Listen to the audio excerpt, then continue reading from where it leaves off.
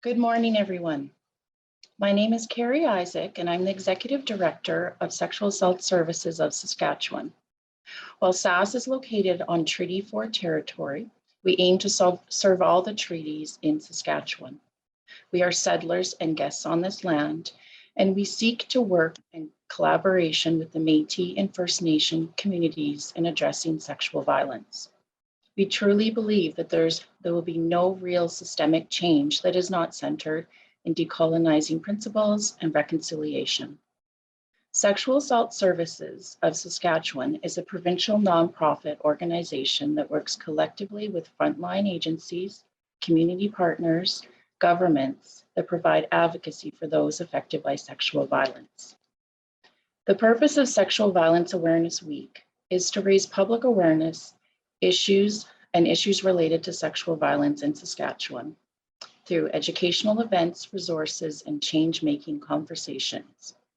Every year, SAS launches a provincial awareness campaign through a collective efforts from our member agencies, our 10 member agencies, our provincial and national partners. The campaign changes year to year to shine a light on the various forms of sexual violence that exist in Saskatchewan. This year's campaign focuses on the issue of human trafficking and sexual exploitation. Human trafficking and sexual exploitation are not new issues that impact individuals throughout our province. However, there's a significant gap when it comes to understanding, addressing, and responding to the issue. All week, we are sharing an overarching message that people are sexually exploited and trafficked by their intimate partners every day. To raise awareness like this, most forms of sexual violence, sexual exploitation, and human trafficking occur between two individuals who have been and acquired each other. We hope you stay with us throughout the week. We have a full slate of events.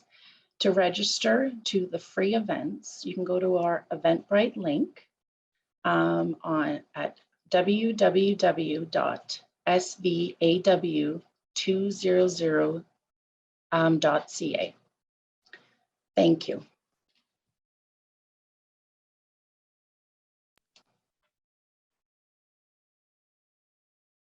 All right, thank you, Carrie.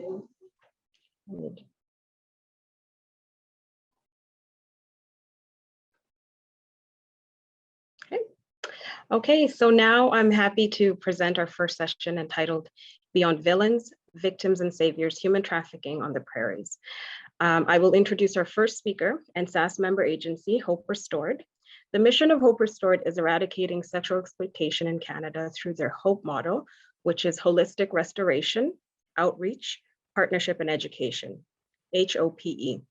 At HRC, they focus on two areas: supporting the recovery and reintegration of individuals leaving the sex industry, and educating service providers and public on awareness and prevention. In this session, members of a project team assembled by Hope Restored Canada will be discussing a research project funded by Prairie Action Foundation, focused on domestic human trafficking of women and girls within and across the three provinces of the Prairies, Saskatchewan, Alberta, and Manitoba. The team approached the project with an intersectional, feminist, decolonizing, trauma-informed perspective, and utilized a community-focused model of research that emphasizes agency and capacity building. At the same time, the research team co-constructed, with input from key stakeholders, an evaluation framework for future programming and a model for prevention, education, and support build on adequate and rigorous evidence. We're very excited to be able to present to them today. So I'll start off with Jolene McGill. Jolene, who is the Executive Director of Hope Restored, was born and raised in Saskatchewan. In 2015, Jolene began working with the team as a co-founder and vice chair to form HRC. Previously the Associate Director of Redberry Bible Camp from 2010 to 2015, Jolene completed her BA at Bethany College and is currently working on her MA in Leadership Management and Development. Over the past 15 years, Jolene has been educating herself on the issue of sexual exploitation and trafficking. During this time, she began to realize how close to home it was for her growing up in the west side of Saskatoon. In her late 20s, she began meeting with a number of individuals who had courageously endured exploitation and trafficking. And Jolene felt compelled to use her skills to assist in creating positive and systemic change for others who also had this experience. Jolene stepped into her role of ED in 2019 and has endured many challenges that come from leading a grassroots nonprofit. And in 2020-21, Hope Restored experienced much success as their programming and staff team grew. Under Jolene's leadership and development, Hope Restored opened a home for sexually exploited and trafficked females, representing individuals in November of 2019, the first home of its kind in Saskatchewan. So please take it away to Jolene and we'll have her introduce herself.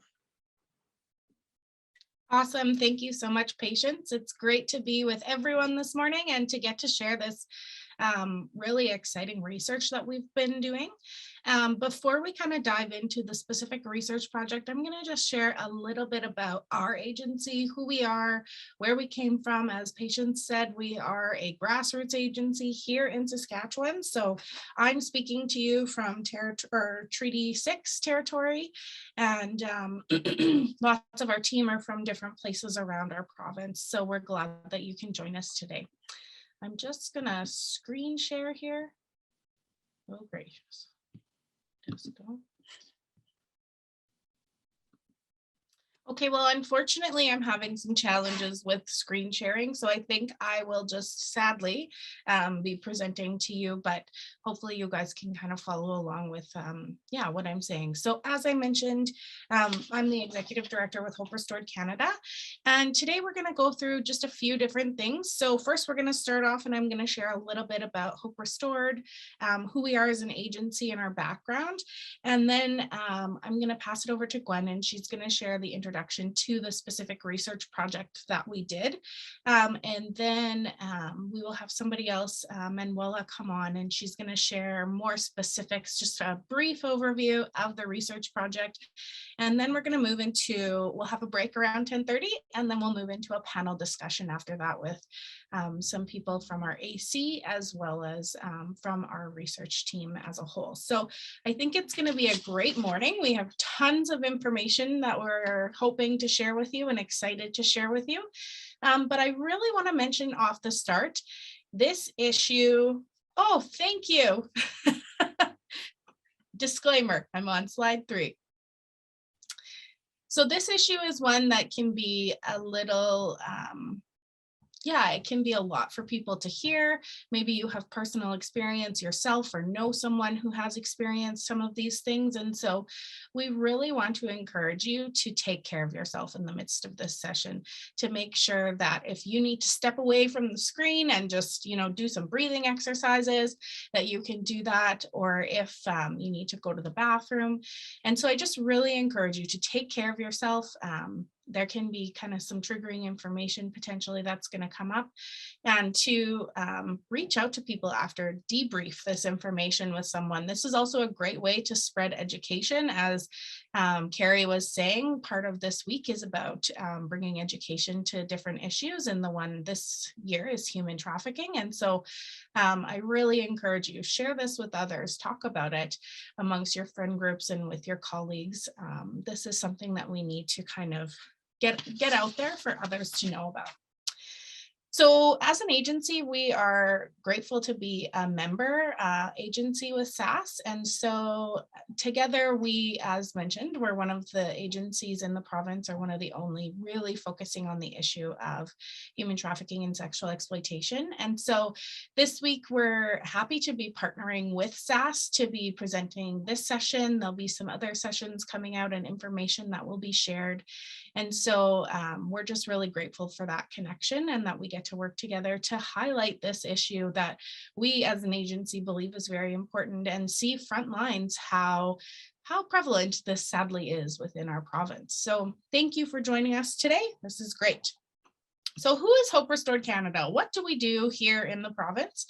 We are pretty specifically based in Saskatoon. So all of our kind of offices and programs are ran out of Saskatoon, but we connect with people from all across the province. We have people even from out of province that may come into programs and work with us there. So some of the main programs that we run. So the main one that takes up the bulk of our time is our exit program. We also do some outreach stuff, which I'll share more in depth of what they are, and also our education.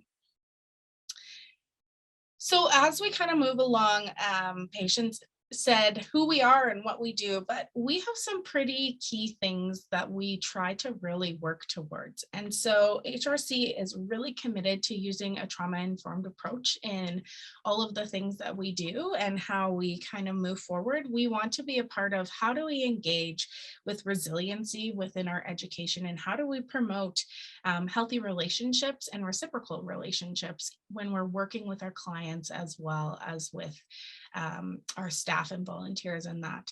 And so these are just some of the main things that we really want to be mindful of as we're going through. We also are an agency that champions fundamental human rights. And so this is all the way from just basics down to how we engage with people one-on-one, as well as all the way through to how do we write policies that are going to actually implement these things. And so as an agency, we really want to actually be mindful and do these things well.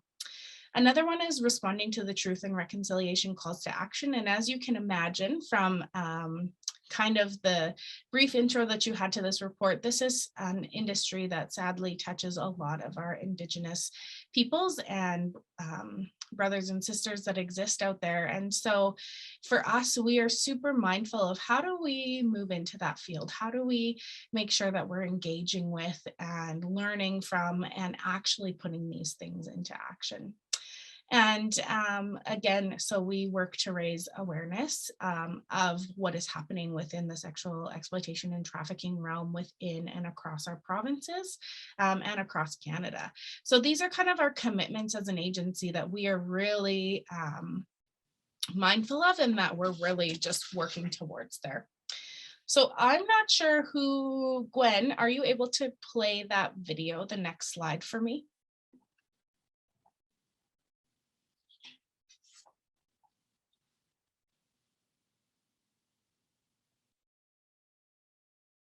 So this is just a brief video that explains a little bit more of who we are as an agency.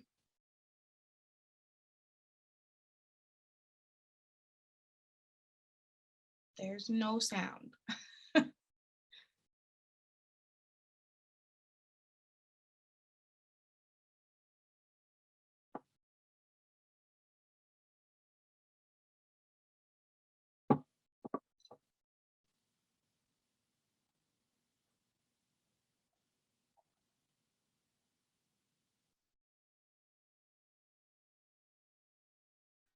Jolene, we may have to skip the video. Okay, that's fine. Yeah, My apologies. Yeah. that's fine. So the video is basically just giving an overview about how in Saskatchewan specifically, there's people as young as 13 years old who are kind of brought into the industry of sexual exploitation and trafficking and that are needing assistance.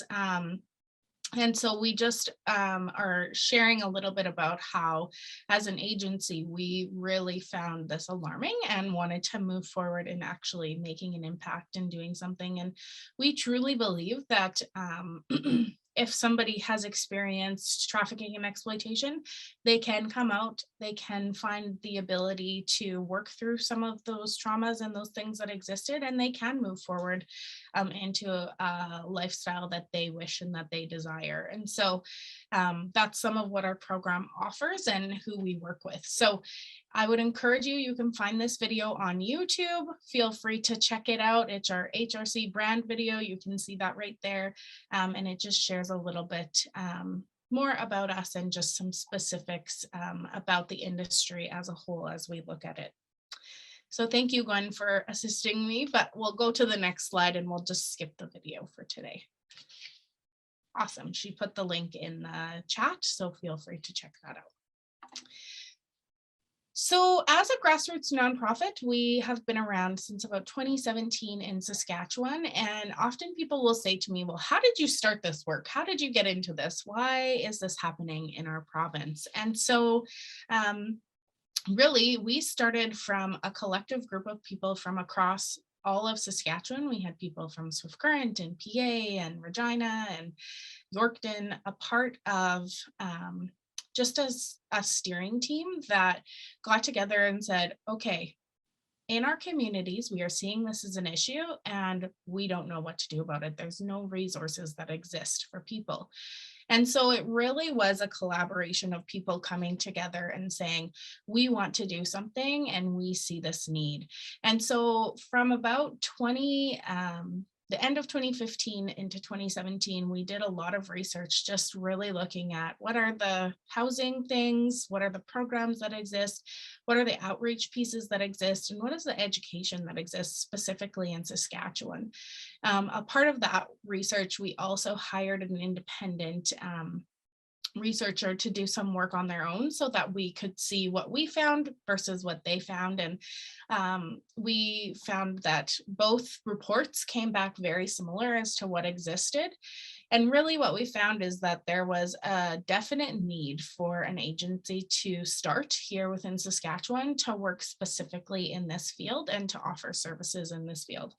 So in 2017, we started kind of doing outreach, was the first program that we launched. And when we first started doing outreach, it looked like going into the massage parlors, specifically in Saskatoon, as well as doing texting outreach, which was going online to, at the time it was Backpage, but now it would be various other kind of platforms that are used for selling sexual services. And so we would go on and we would connect with individuals that way, and then we would go out for lunch or coffee or whatever it was in that way. And so that's really how we started, just getting our feet wet and letting people know that we exist and that this is happening within, that outreach is happening and there is supports that are available.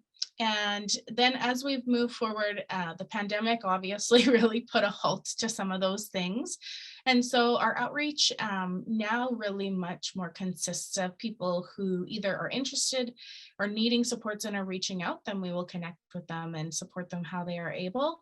And or we follow people who leave program, whether they leave before they graduate or after. And so our outreach is really tailored to kind of the follow-up piece of our participants and how we can support them in the community with where they're going and what they're doing. The second thing that we do is education, and this is a big piece of what we do. We really believe that we need to bring education and specifically talk about, which we will talk about later today, but some of the systemic things that are existing in our society and some of the ways that this has just been so ingrained and so pushed to the side. But we need to bring those things to light, and we need to kind of shatter some of those things that people are seeing, hearing, some of the false things that people are believing, so that we can actually move forward in a positive way and be a part of a solution in how we can actually live together and work together and support individuals who have experienced this. So we as an agency are very passionate about education, and we do different types of educational events. We do things like this webinar. We will come speak to high school students. We'll go out and speak to community groups if they're interested in having us for professional development days, just all kinds of different things. We will kind of tailor our education to what people are looking for in that way. So our next program is the largest program that we run. And so this is like is the Safe House and the programming that we run during the day. And so basically when somebody comes into program, they go through 3 different phases. So the first one is the exit stabilization kind of phase. And so when somebody comes in, often we're seeing that there is a huge pairing between addictions and those who are exploited and trafficked. And so when they come in, we're really working on what are those immediate things? How do we need to get them to the doctor, make sure that they're sleeping, eating, just really basic things that probably we take for granted on a daily basis. And those are the things that we focus on for about the first 6 weeks with every person that comes into program. And then they move into the second phase of program, which is really more geared towards, skills training, some of that trauma healing. We have a counselor that comes in and she does trauma education groups, as well as one-on-one sessions. And we do all kinds of classes throughout the day. We do some art classes, we do some, self-esteem, self-awareness classes, those kinds of things, as well as we do dive into lots of the deeper things that kind of we all hide away and we don't want to face and work through, but we really do encourage our participants to kind of dive into that and to work through that. We are a unique program in the sense that it is a community kind of based healing program. So everything is done in group. We have discussions about things, we talk about things, we work through things that way. And so there is some one-on-one, but lots of it is done in the community. And most of our participants will say that they just are so thankful that something like this exists, because they often don't have a place where they feel safe to share, and staff understand, other participants have been there, and so they can resonate with what one another is sharing. And so it's a really cool place where we get to offer them that opportunity. And then the third phase is our job readiness and transition phase. So this is where we're really looking at, so what's next for that person? And we go through everything from finding housing to what kind of cutlery they need to get in their apartments before they move out, jobs, putting out resumes, looking through all of that kind of stuff. We work through all of that transition planning with them, and then of course follow them when they exit into the community. So those are kind of the three phases within that Safe House and program. So I guess maybe you're thinking, well, who are your clients and what do they need and where are they coming from? And so I just want to share this next slide, which is kind of the continuum of the sex industry. Now, this does not house every person that might exist out there, but I think it helps us paint a picture of what maybe exists within this industry. So on the first side, we have those who are in the sex industry by choice. So it's consensual, there's exchange of money, it's an employment option, and they find it pleasureful. So it's driven by their desire to be in the industry. And then in the middle is the circumstance column. And I will say we work with a lot of people who find themselves in circumstance. And so this is where they're exploited by their situation, not a person. So their situation may include poverty, mental health, addiction, lack of education, just no access to being able to have a different way. But the really important piece here is that them being in the industry is not by choice. It's not something that they find pleasurable. It's something that they feel they have to do because there's no other way for them to either survive or move forward or take care of their family. And so they are in that situation by circumstance. And then on the far side, we see coercion. And this is kind of what Hollywood likes to make movies of and show a lot of, but this is where they're exploited by a third party. So whether that's a pimp or a madam or a boyfriend or a manager, there's many different faces to what that third party could look like. But the important thing there is that they're forced into the industry. There's threat present in the situation that they're in, and it is non-consensual. So for us as an agency, anybody that reaches out to us and is wanting services, we're clear about what we do, who we are, what they're agreeing to, what we're agreeing to. And if they are saying, yes, I want to be a part of it, to us, it doesn't matter where they come from in the industry. We are able to work with anybody who is coming forward and saying, I have been a part of the sex industry and I would like supports. And for us also, we see a lot of jumping around. So somebody might have started by being coerced into the industry, and then later, they might be able to exit and get out, but then they'll go back as choice because that's what they know best. They can make a lot of money, and so they'll choose to go back into the industry. And so people don't stay in one column. This is just maybe a helpful overview to say this is what exists out there when we look at it. And for us, we don't tell people what their experience was or is. That's for them to identify. We just say, this is who we are, this is what we do. If you feel that this fits for you and this is what you want, then by all means, you are welcome to enter into our programs and we'll support you with that.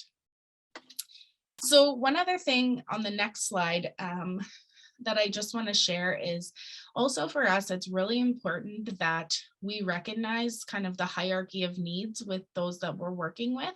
And so for us as an agency, we know that we need to meet those basic needs before we can get any type of engagement or commitment or kind of investment in what's happening from people. And so if you have somebody who's coming in and, you know, they don't have food, they haven't had a shower in a long time, their clothes aren't clean, they're still coming off of an addiction, that's really not the best time to have a conversation with them about, hey, well, this is who we are you able to do this? And so for us, it's really about how can we get somebody, you know, in the first 2 days feeling a little bit safe, they have some food in their belly, they've had a nice bed to sleep in, they've had a shower, some warm clothes, and then you can start to actually have those conversations. And so I put this in here because I think that often we think that we need to get through our checklist of, okay, well, they need to be A, B, C, D, E, E, F, G before we can say we can assist you with this, but recognizing sometimes we can't get there before these basic things are met, depending on where the person is coming from. And so for us, we have very few questions that we ask at the beginning, and then we kind of move forward into the larger information gathering once people have kind of had these needs met. So that's, I just wanted to mention that as we go forward. So as mentioned in the beginning, we did a research study and we were really asking individuals with lived experience, what is it that you want? What are you desiring for a program and for assistance here in our province, and what is lacking? And so these were the things that people with lived experience came forward and said, these are the things that we want. We want housing and shelter. And I would add, we want safe housing and shelter. And so right now, one of the really challenging things that we're seeing is that, you know, women's shelters, shelters downtown in our cities aren't often the safest place for those who are being exploited to go, because it's a place where they get re-exploited. So they come in, people find out that they work, and then they're exploited to work further in the shelter. When really, when we're reaching and wanting housing and shelter, they're looking for that safe place to sleep for a night so that they don't have to be working. And so that was a big one that came up. The next one is addictions and addiction services. Outreach services, they're really looking for. And one thing I will mention on the outreach services side is, I know specifically Saskatoon the best, but I would say across the board, there's very limited outreach services after 1 a.m. in any city.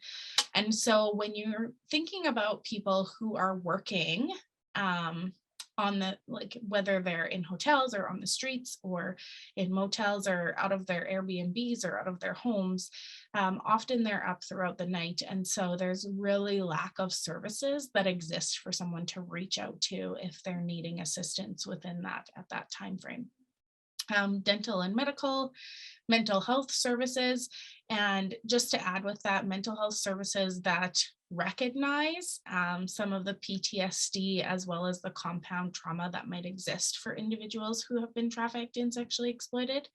I think often they get maybe diagnosed with something that really it's more so the PTSD and the compound trauma that is kind of pushing them into that, but they don't actually have that diagnosis long term. And so just some recognition there as well. Access to personal hygiene products.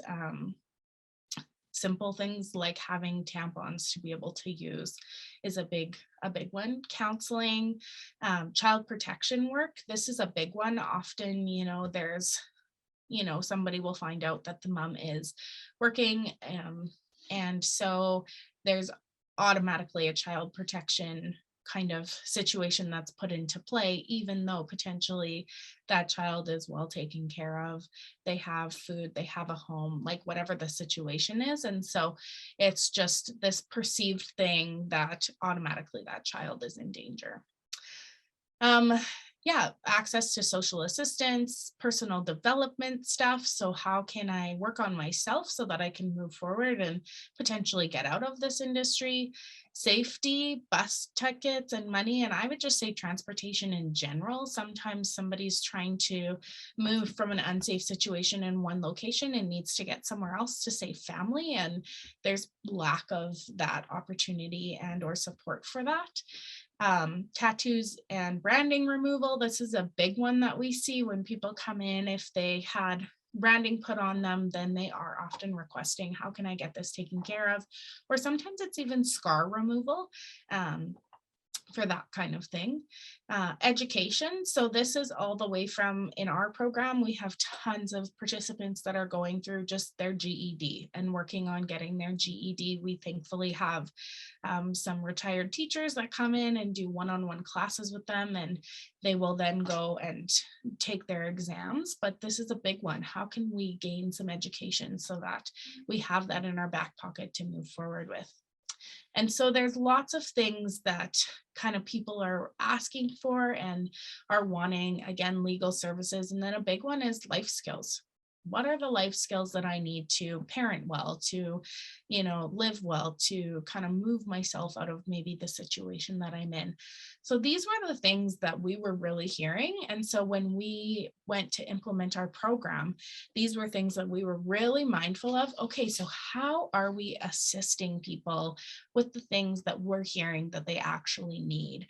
And so as an agency and as a program, these, I would say, all of them are things that we definitely have done. We have worked in. We have worked with those who have lived experience to attain and to find the ability to go through some of those things, and some of the life skills and the education and other things are what our program is based around and why we have those things in place.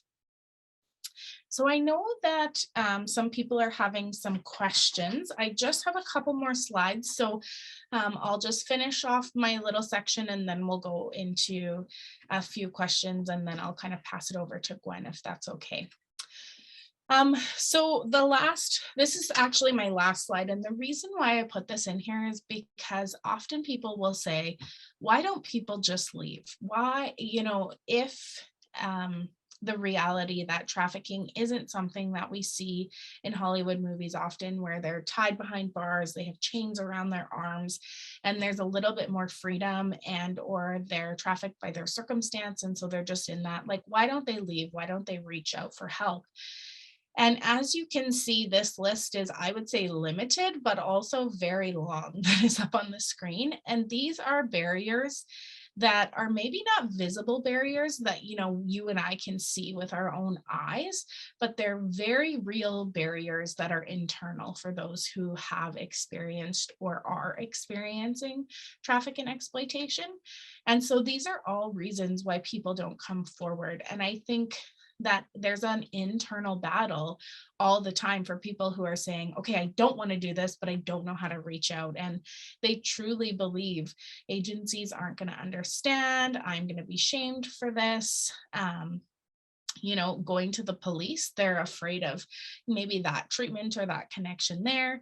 They might believe the lie, well, I'm just an addict. No one can support me. There's nothing different for me out there. And so there's so many kind of internal things that are just playing over in their minds that really keep that individual from reaching forward and moving forward and accessing supports. And so for us on the external, it's really about how can we change some of that language, and how can we speak life and truth and hope in the midst of these really dark things, so that we can potentially be that safe place that somebody can reach out to. And so maybe they're not going to go to the police, but maybe they're going to feel safe saying to you, hey, I really don't want to do this. Can you assist me? And I find those few words, when somebody says them, take a lot of courage to just step up and to move forward and to say, hey, I don't want to do this. And so we just really need to recognize that even those simple words are huge. And how can we come back, and how can we support and be present in the midst of that? So I am going to kind of stop going on and on. I do have a slide just with some resources. I figured it might be helpful. I'm sure you're coming into this thinking, well, what do I do if I if I connect with a person or I want to know more about this?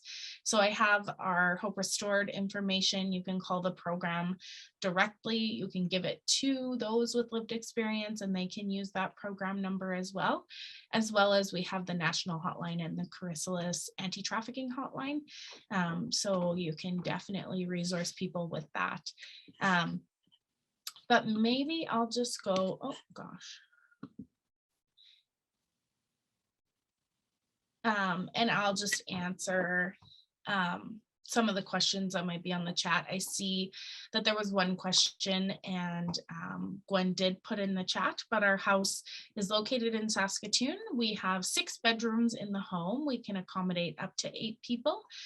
And we at this point don't normally take children, but if the mom is pregnant, absolutely we would take them in. And if they have younger kids, then that definitely would be something that we would be open to also discussing with them and seeing if our program is a good fit for them. So yeah, thank you so much. This was just the opening, but now we're going to kind of move into the specifics about the human trafficking research that we did in the 3 provinces. And so I'm going to pass it over to Gwen, and thank you, Gwen, for helping me with my slides. I'm also not using my computer today, so it was a little bit of like, oh gosh, what's happening here? So yeah, if you have any questions, feel free to reach out to us. You can send us an email. I'll pop our email in the thread, but I'll pass it over to Gwen. All right. Thank you so much, Jolene. That was very educational for us to learn about your organization and what you all do. And thank you for all the resources that you provided for us. And I am now proud to introduce Gwen Deck and possibly Dr. Val Castro, if she's going to be joining us to speak about the key findings from the Hope Restored research. So Gwen is an independent consultant and board chair for Hope Restored Canada, and Gwen's career has included roles as a teacher, sessional lecturer, chief executive officer. In 2008, Gwen was appointed as the executive director, CEO of the Saskatchewan Teachers Federation, a role that she held for 9 years. And since leaving the Federation in 2017, she has established an independent consulting practice. Through her consulting practice services, Gwen has applied 37 years of experience as an educator, her commitment to social justice and equity issues with the knowledge and skills gained throughout the career to develop interactive and engaging processes for management and boards and contribute to organizational success. She's an advocate for inclusion, diversity, and equity in organizational policies and practices.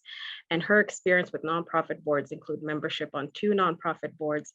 She's currently the chair of the board of Hope Restored Canada. She's also a grandmother to 6, a mother to 2 sons and 2 daughter-in-laws, all whom live in Saskatoon.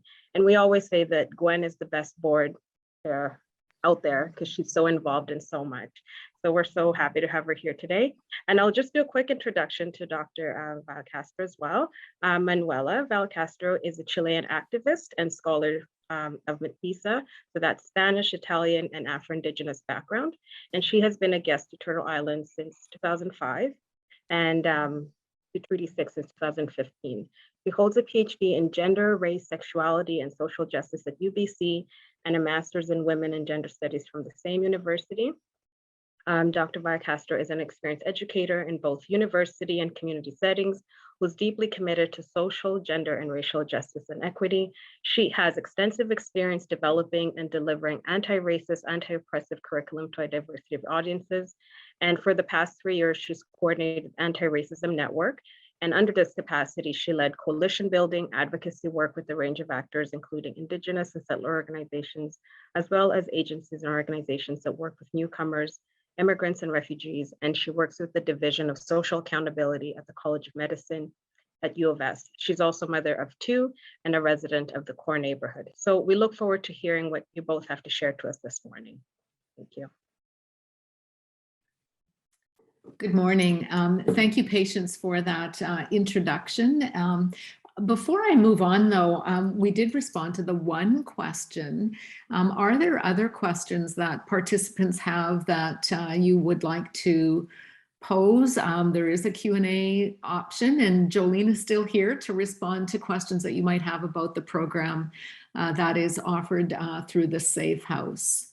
I'll just pause, kind of give that moment for people to formulate their questions if they have any. And if not, I'll try to monitor the chat as much as I can, or pardon me, the Q&A box as much as I can during the next part as well.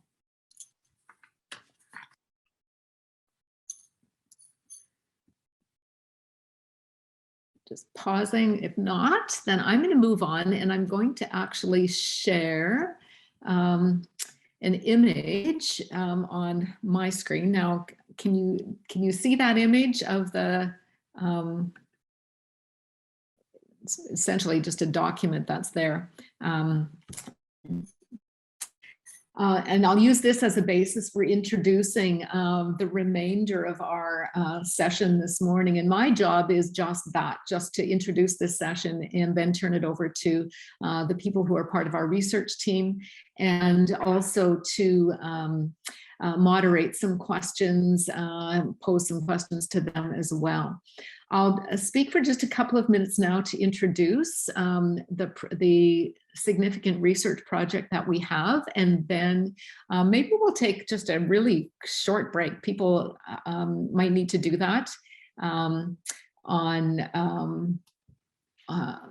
before we move into the longer piece that's coming. Patience, when she introduced the session at the very beginning, talked a little bit about the current research project, and we're grateful that Sexual Assault Services of Saskatchewan has been part of the advisory committee that has worked on this research project. Jolene also referenced an earlier research project that was done. It was actually a need and demand study that was done at the beginning of the time that the organization was being created. And this current research project, which is funded by Prairie Action Foundation, is focused on human trafficking in the Prairie provinces. And that was part of the criteria that Prairie Action put together when they did the call for proposals a couple of years ago. And we've been at this since 2019. Pre-pandemic, we as an organization submitted a proposal to Prairie Action Foundation to conduct this research in the Prairie provinces. It started out somewhat differently than where we've ended up. And I think it's a reflection of the learning, the journey that we've had organizationally and as a research team, as we've taken a look at what does human trafficking actually mean, and what exactly is being experienced when it comes to human trafficking and sexual exploitation. Prairie Action Foundation is a foundation that works in all three provinces, Manitoba, Alberta, and Saskatchewan. And so their desire was for us to take a look at more broadly than just in Saskatchewan. Regardless, we are based in Saskatchewan, and therefore our team is all from Saskatoon.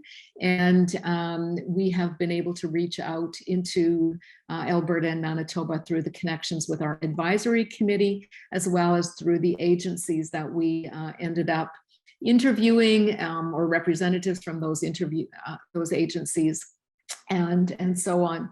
On the screen, you can see a picture that is reflective of what it is that we're as organizationally, what we're reflecting, the hope kind of model. This is not something that we put together, but it was from, this is an image that was taken in the core neighborhood of Saskatoon, and some kind of weaving that was done into the fencing around the school.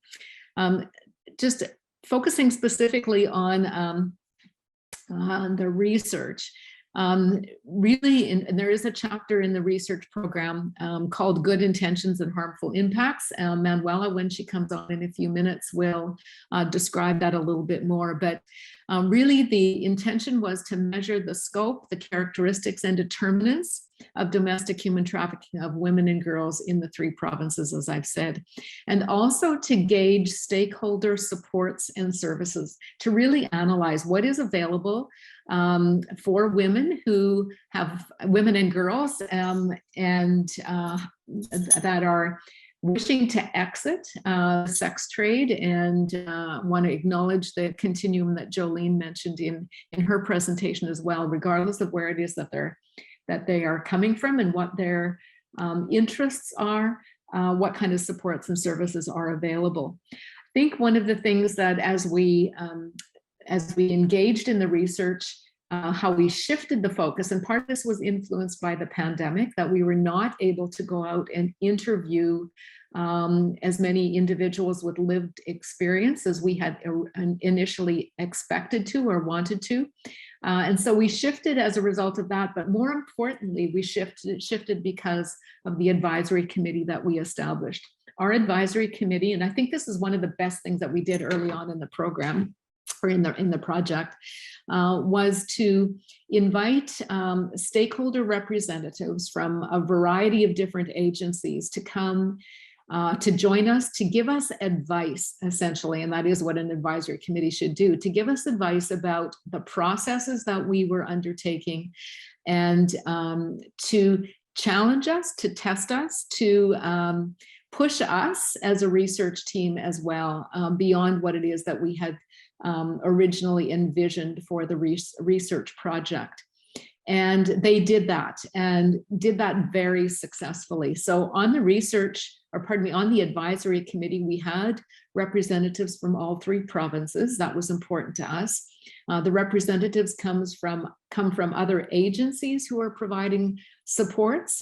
We have representatives from the police services, from FSIN, as well as from, I'm not going to remember all of them. And we do have people with lived experience on the advisory committee, and they were absolutely instrumental in identifying some of the things that they were experiencing and challenging us to think about those and look at them differently. And even the title of this session came from some of the work that we did with the advisory committee and the things that they commented about, ensuring that we took a somewhat different view of the approaches, the supports that are needed, and looked at it more as a system response, and so on. And later on, when the panelists all come on, you will hear from them how we shifted, how we changed, how the data that we were collecting, and the responses that we heard from stakeholder participants, as well as other agencies that we were interviewing, how that formed and shaped the research program itself. So I'll very quickly introduce the research team. And then, like I said, I think we'll take a really quick break. Manuela is coming on at 10 o'clock. And then she is going to provide the background and kind of the literature review, the framework that is part of the research that was undertaken. And then we will also hear from Dr. Julie Kay. Julie was part of our advisory committee. Julie is at the University of Saskatchewan, has had an extensive academic career, and has published other academic research and literature regarding human trafficking. And so she was part of our advisory committee, was also instrumental in working with us as a team.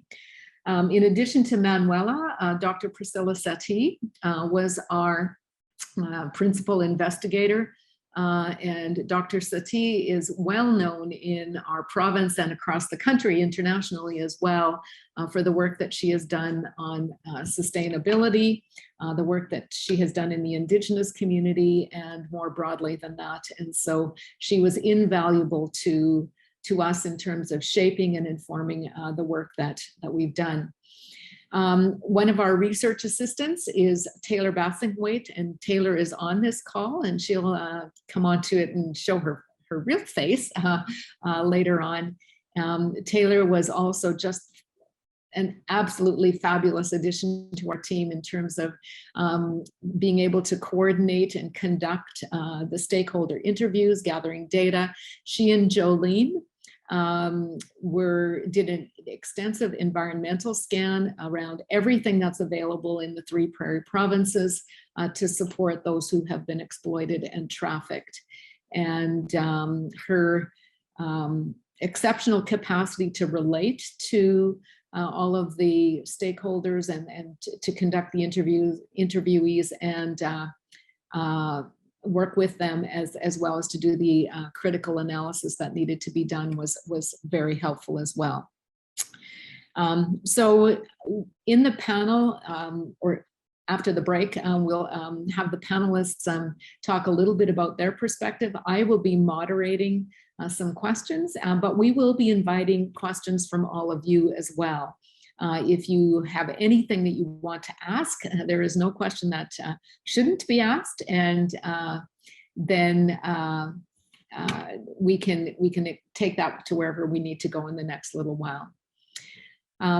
So patients, perhaps what we can do at this point is just take a really quick break, and that will allow Manuela to come on and prepare for her part of this presentation. Does that work in terms of the process this morning?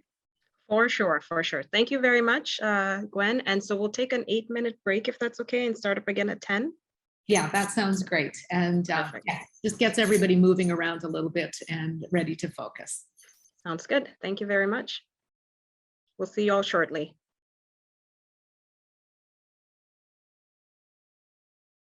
Okay, welcome back, everyone. Thank you for rejoining us. I will now pass it back on to Gwen as she can start off this panel event. Great. Thanks, Patience, and trust that having a bit of a break is helpful for everyone. We are pleased to, in a couple of minutes here, we will ask them to show their screens. I'll go back and introduce everybody just very briefly again. And then we'll prepare for the presentation that they have to do as well. Dr. Manuela Valle Castro, who has joined us, is, as I indicated earlier, was one of the principal investigators and research coordinator, and she has been instrumental in bringing this research project together. Dr. Julie Kay has also joined us. Julie, as I mentioned earlier, was also a member of the advisory committee and has done extensive research on human trafficking and published well on that as well. We'll hear from her shortly. And Taylor Bassett-Wade, who is our research assistant, is also here with us. And I think they can all take off or you can all show your videos, I think, at this point, and we can do this as a team. And there they all are. Manuela is going to take the next 30 minutes. I'm not able to my camera. Oh, yes, thank you. There you are. Well, you were on just there you are. Hopefully that works. I can see you now. All the joys of doing things virtually, and we're really, really pleased to be able to be part of this week of virtual sessions that is being offered by SAS, and just delighted to be able to partner with them, and grateful for the contributions that have been made. Should acknowledge that at the beginning as well. So Manuela, I'm going to turn it over to you to talk about the findings of our research, what we heard from the advisory committee about some of the language around human trafficking, and we put that into or address some of that in the research report as well. And then we will have each one of the panelists talk a little bit about their experiences. We'll do that later on. And then we really do want to make this as interactive as we can. So please, every time that you hear something, please put it into the Q&A box, and I'll monitor that, and we'll make sure that everyone has a chance to respond as well. So Manuela, over to you. Thank you so much, Gwen. Thank you, SAS, for inviting us and for having us today We are very honored to be able to share some of our results of this research, and to tell you a little bit about this, the story of the relationships that we built and the reflections that we had, and the shift that we had to also experience with our stakeholders in the ways that we were conceptualizing and viewing our subject, our topic. So I first want to introduce myself. I don't know if I have just a second to do that, but we did do an introduction of you, okay, but perfect. I think it's So, better if you talk about who you are too. no, I just wanted to say that I come from the both research, academic world, and also community organizing and advocacy. But definitely not a person with lived experience. So we really looked at our stakeholders with lived experience as the real experts in this subject. And I want to share with you first a little bit of our reporting structure so that you have an idea of what the report looks like. We have an introduction in which we tell the story of how this happened. We called our literature review Beyond Villains, Victims, and Saviors, and that's the title of our presentation today too, because it really captures an ongoing analysis of how human trafficking is conceptualized as a script, which very kind of like rigidly defines who is a villain or a bad guy, who is the victim, and who can be positioned as the saviors. And there's a great, rich conversation that has happened in not academia, because it's not really academia, in the world of theorizing human trafficking, to look at the complexities of this issue and kind of like try to move away from that very rigid script. Chapter 2, we talked about the methodology, and 3, we really go into our findings about the system responses. So we named this chapter Good Intentions, Harmful Impact, and we list our main findings, which are basically that the evidence around human trafficking is not informing the system responses in the 3 provinces that we studied. And we also identified a situation of systemic neglect and produced vulnerabilities, which means that the systems that we studied are implicated in reproducing the problem that they are actually trying to solve. So we talk about the child and family services system as a system of colonial policy and community disruption. We talked about the social services as a system that keeps folks in a situation of ongoing vulnerability and doesn't allow them to stabilize and progress, as well as the problems with the justice system as the most significant and most funded response in our provinces as a way to deal with human trafficking. Chapter 4 comes in really big letters because we really wanted to highlight with this section. The next 2 sections are kind of like what we're proposing to move forward.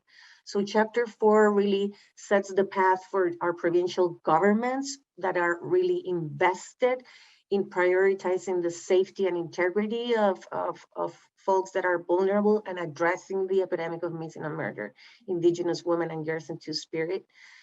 So these are kind of like the actions that we identified, and we're going to talk about those more in detail as we go, as well as a path for organizations, for nonprofits and smaller community-based organizations that are animated by a desire to really support and help and be in solidarity with people that are suffering vulnerabilities and violence and gender-based violence. And we kind of like created a path, and we created an evaluation framework that can help us look at programs in a way that it's evidence-based and that it really follows the recommendations that have been consistently put forward by different previous reports. So the first thing that I wanted to tell you about this study is that our first idea as researchers is that we had to go and study the survivors and the ex-victims of human trafficking and ask them, right? And kind of like study what is happening with them and why, kind of like look at the problem through what's happening with the victims and the survivors, right? Which is problematic. And very quickly in the at the beginning of the project, we were straight up challenged about this focus for many different reasons. And one of them is that there is already an over-researching of people who experience gender-based violence and exploitation. And this, on one hand, creates the idea that the problem is located in them, in the people that are actually marginalized, right? It reinforces the idea that it's the people that are in the margins that have a problem that need to kind of like, there's something kind of like we have to study them and create a profile of risk people so that we can kind of like intervene them, as opposed to really putting the focus and scrutinizing the systems and the narratives that are behind the systems that are kind of like supporting the actions, right? And what are those narratives? Where do they come from? What supports those narratives, those discourses, right, that are behind, that give meaning to those practices, to those programs that are happening? So we ended up interviewing stakeholders from the 3 provinces that represented different areas that we had identified previously. And then we really wanted to focus on understanding the impact and the rationale of the human trafficking legislation in relation to the evidence, etc. The outcomes and the programs coming from these areas, justice and social services, the role of economic security, and also we wanted to understand how different actions were being evaluated, how different interventions were being deemed successful or not successful. As you will see, one of the things that we had identified is that there isn't a common language or framework to even define what the problem is, where it's located. Excuse me. So based on the abundant and extensive research that has already examined the experiences of people in the margins, we sort of like know and have extensive, again, evidence of what are the sort of like overarching, again, discourses and narratives that are framing and giving sense to these logics.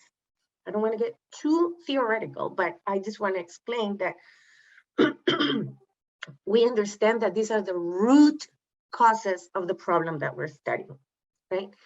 In the way that it is the colonial imposition of particular logics and a system and policies of dispossession, policies of economic advantages for settlers and economic disfranchisement and land disfranchisement, residential school, all the policies that the TRC already details and explains how they have impacted on the social outcomes that we have today, right? There's no doubt about how these social outcomes are the product of these, direct product of these policies, and they are accumulated over time.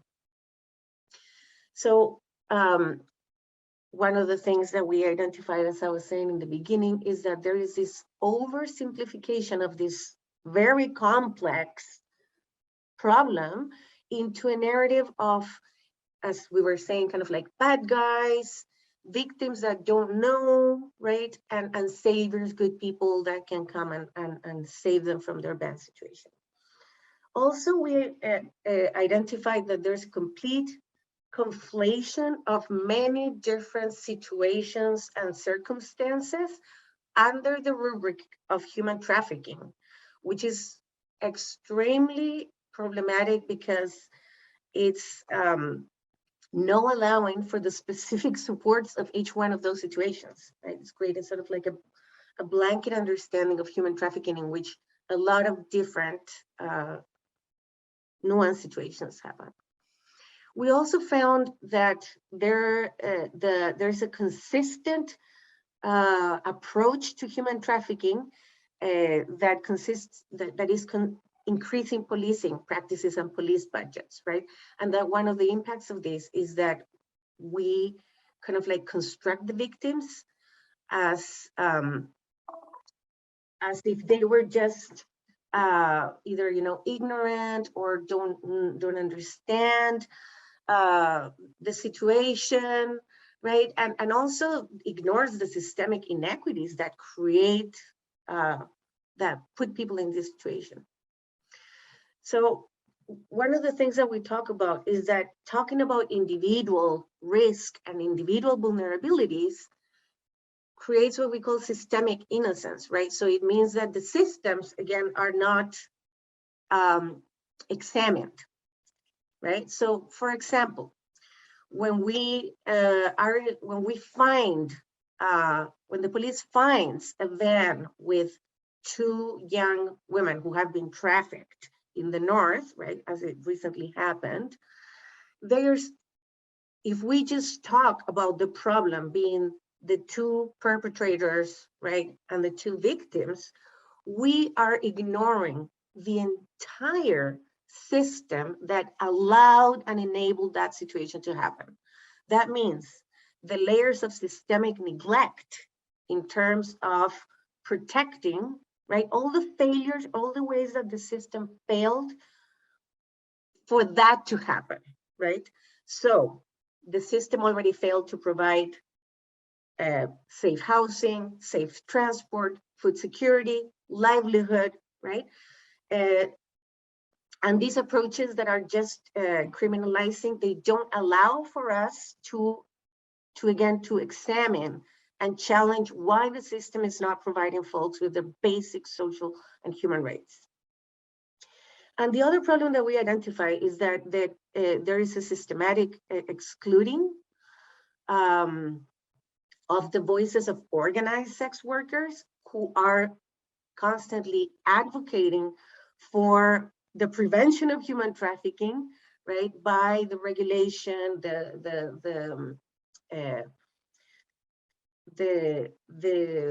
creating a legal framework and a labor framework for their for what they're doing. So again, the approaches that we saw in the 3 provinces are very focused on 2 strands of action.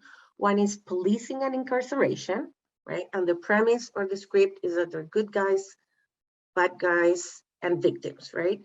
And the direct outcome is increased incarceration, which, as you know, in our provinces and nationally, we have a very serious, immoral, unacceptable level of over-incarceration of Indigenous people. In our province, these rates are so outrageous that even though our Indigenous population doesn't reach 20% in Saskatchewan, the rate of Indigenous women in our prisons is 95 to 98% and 90 to 95 for men. So basically there's a direct, right, a direct line that is putting people that is coming from the reserves to urban places and struggle with finding opportunities, right, directly to prison, which is, again, in the context of reconciliation, absolutely, and with everything that we know after the TRC, is completely unacceptable. And the other big strand of action has to do with education and awareness. And again, I want you to understand that both of these responses are animated by very good intentions. And that's why our report is called Good Intentions, right? Education and awareness initiatives, unfortunately, are premised on the idea that it's individuals that are lacking information, right? Or the ability to make the right choice, right? That they're kind of like naive or disinformed, so that if you give people the information, they're gonna make the right choice. But this, again, does not address the root causes that shape the choices people have to begin with. Now, this is a very sort of like, schematic way of looking at it, because of course, there's a lot of organizations that are doing a combination of things, and education and awareness is part of them. But we're looking specifically at the impacts of these two strands of action as the most funded and supported in our 3 provinces. When we put all of our money in policing and incarceration and education and awareness, and we put a narrative of public safety and individual choices, right? We reinforce what we call then systemic innocence. So the systems are not questioned for not providing and securing people's basic human rights, right? They get away with like disappearing and not being brought to the picture. It reinforces the colonial narrative of indigenous inferiority, because indigenous people are the most impacted by these inequities. On the other hand, when we don't address the root causes, right? So for example, we don't address housing, so we continue to have a situation of chronic homelessness, which creates public safety issues, as well as people that are, living in very complicated situations because there's no safe housing. And the result is that there's an unnecessary burdening of both the health system and the justice system, so that the police has to be called to respond and be the front line of complex intergenerational problems, right? With tools that are not designed to respond for that. And then our resources are just spent with no social return of investment, meaning that putting money on policing and incarceration and education and awareness, because it doesn't address the root causes, it continues to extend the cycles of intergenerational poverty and trauma. And basically, we can just do what the United States does, which is to turn prisons into a for-profit system, into an industrial complex. So when we just fill up this prison, we just build more and keep criminalizing and policing and over-policing people who are living in vulnerability and marginalized, right? And then say that we're creating jobs and make a business with policing and incarceration, which we consider is absolutely unacceptable. On the other hand, organizations that are focusing on stabilizing and supporting their clients with no judgment or previous required of abstinence or accident sex work, right? Stabilization and support, meeting your clients where they're at and advocating with the systems so that the basic human rights of this person are secured as they deserve it, as we all deserve it, right? Focusing, what it does is that it focuses on addressing the root causes, right, of a vulnerability, understanding that it's a relational, a collective problem, and centering the interventions on the strengths of communities, not their deficits. The results of this way of responding would be sustainable economic security of communities, housing and food security, which in turn increases levels of community cohesion, and the outcome of this is increased public safety, right? So that we are putting our monies in a way that it's building resilience, building equity and justice, moving towards justice. So I don't know how much I have time to go into some of the suggestions we have for government and organizations. You have lots of time, Manuela. You're okay. Yeah, okay. So I talked a little bit about our recommendations for government. So let me just go back a little bit to tell you what are the things that we identified that governments in these 3 provinces that are really invested in prioritizing the integrity and the safety of people who are living in marginalized situations and that are living in vulnerability there's complete consensus about this, is the first thing that we need to deal with is the housing policy problem, right? And we looked at the example of Medicine Hat in Alberta, which has been hailed nationally as an innovative and absolutely successful case of collaboration between the government, the private sector, and community organizations, right, to bring chronic homelessness to 0, right, and provide people with safe, stable housing. Doing this removes a whole pressure already from the police and our healthcare system. Right now, because of our lack of even emergency housing, as we do, for example, in Saskatoon, where we don't have we don't have shelters that are, so right now we have, hospitals are acting as shelter, prisons are acting as shelter, right? Because the housing problem has been dealt with.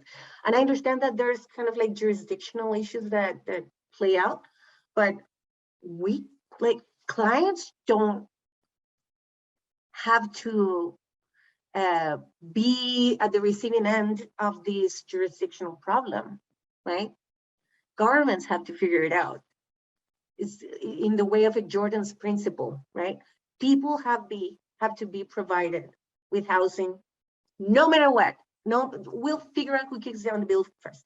So things like housing, automatic housing for any youth that ages out of foster care, for any single mother, right? For anybody that is coming back from incarceration, right? Another big action intervention that was identified was the need, because 50% of Saskatchewan, for example, is rural, and our 2 other prairie provinces also have high levels of rural and remote communities, that the lack of safe and accessible transport for women, youth, queer youth, and Indigenous people is a huge source of exposure to violence, right? So even just these 2 policies in itself, right, would take the pressure off our other systems immediately, right? There's other, okay. So yeah, we also talked about the need for, looking at policing in a different way. We understand that some of our policing institutions have very, very problematic histories and identities. The RCMP was created with the mandate of reinforcing colonial policy. So we need to rethink public safety and think about human security, and even about how we conceptualize and what is the social construction of crime, right? Why do people who have privilege, racial and economic privilege, get away with not being constructed as a criminal, even though they commit crimes? And then people who are poor and racialized are immediately criminalized before they commit a crime. So there's a lot that needs to be unpacked in terms of the racism, the sexism, the gender bias of our police institutions. It needs to be addressed. We can't wait any longer. On the other hand, the decriminalization of sex work, which I know is an incredibly contentious issue, but the reality is that adult sex workers are organized. They do have voices, they have conferences, they advocate. And ignoring and not engaging with them, it's a mistake.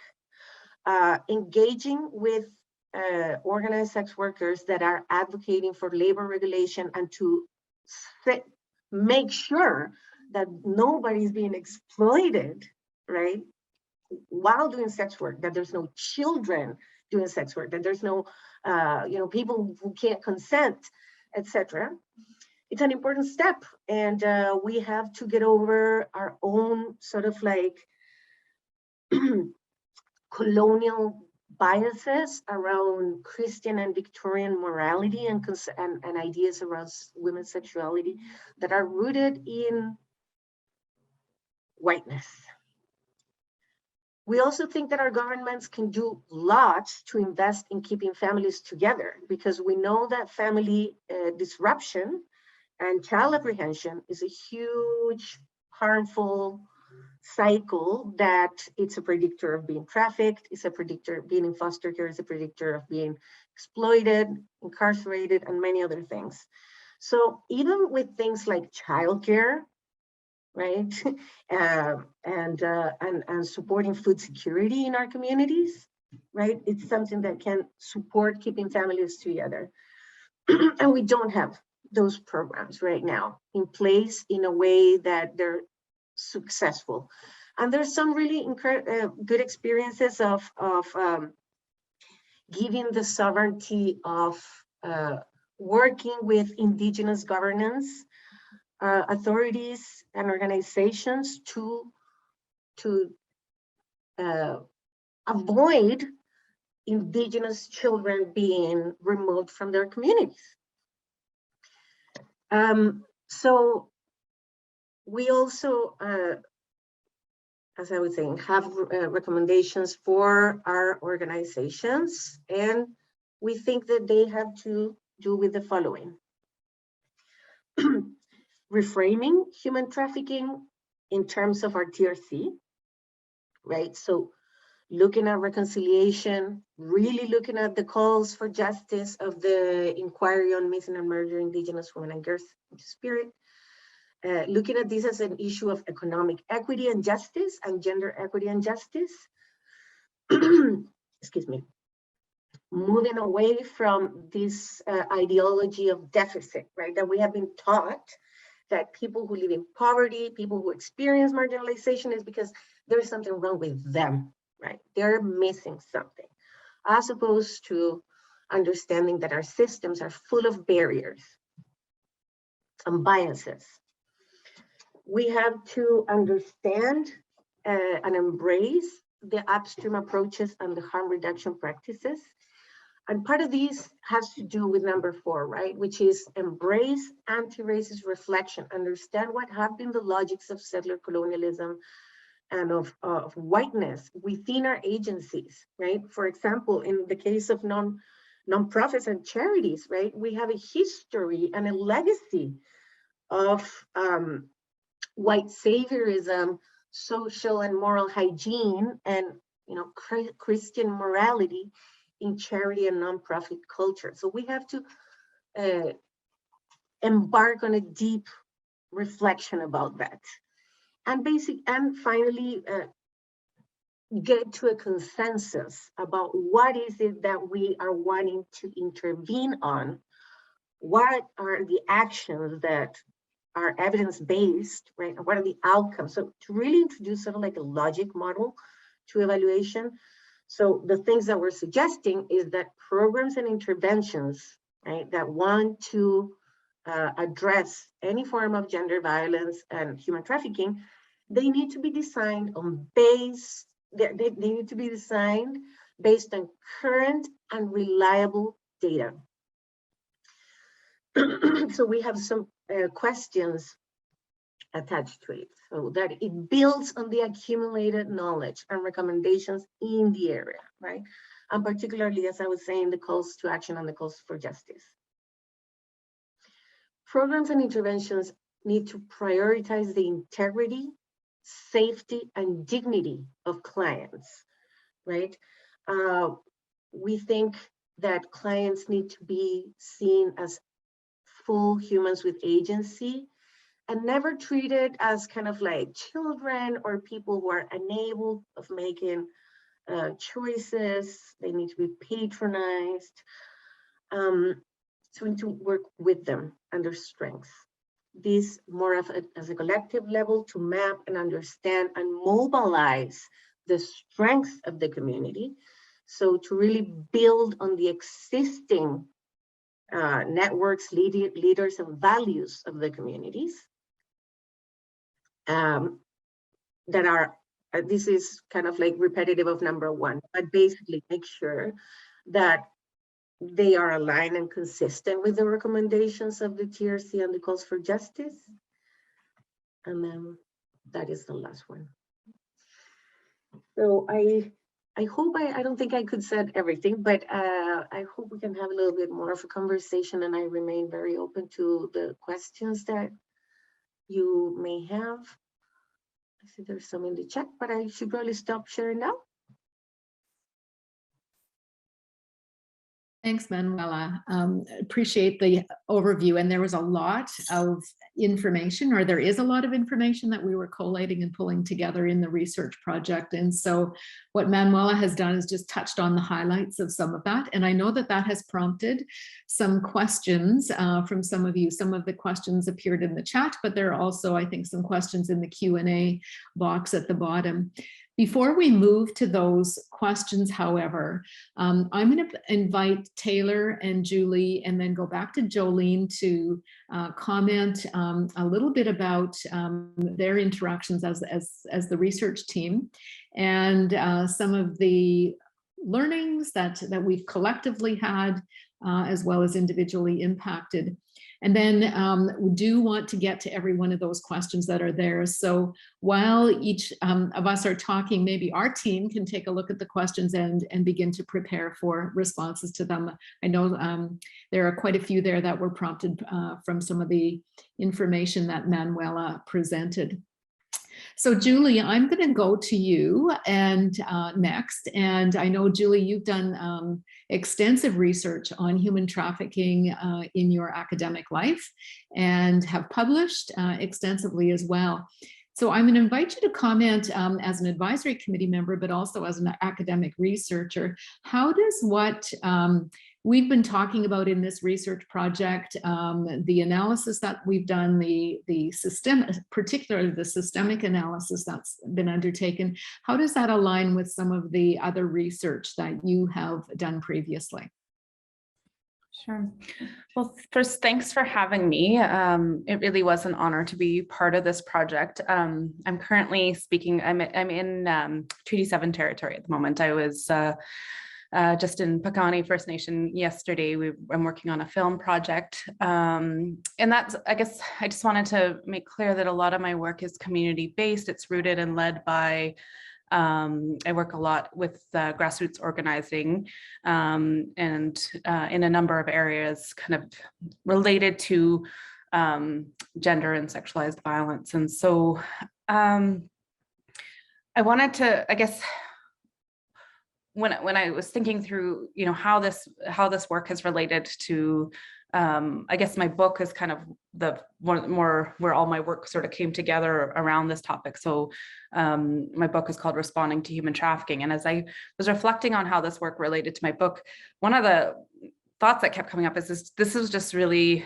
kind of one of my hopes that the book would inspire this type of work moving forward. And so I'm really grateful to see some of those ideas being taken up and moved forward. So the goal of that book was really to provide kind of a new framework on how we would approach anti-trafficking as well as other rights-based interventions and anti-violence work on Turtle Island. And so the book was also really influenced by previous thinkers as well. You know, none of these ideas come out in a vacuum. And so I had worked closely with the ideas and the person of Sarah Hunt. And so she was really influenced in kind of informing that framework. And so for her, I was really honored that she wrote the foreword to the book. And I would encourage you to, if you don't read anything else in the book, read her foreword, because she's an amazing writer and thinker. And so I guess what I had hoped with a lot of that earlier work was that we could move beyond some of these measures and interventions that are contributing to the insecurity faced by individuals that were labeling as trafficked or as victims or other these other labels within the realm of anti-trafficking responses. And so I'd hoped that we could point to a framework for moving towards anti-colonial or decolonial organizing, and trying to recenter what are the possibilities of reciprocity and relationships of care. And so I guess a lot of that, I really appreciate, how this project took that up and really kind of flipped that the centering of really recentering the structures and systems that are recreating the forms of harm that we see evidenced here.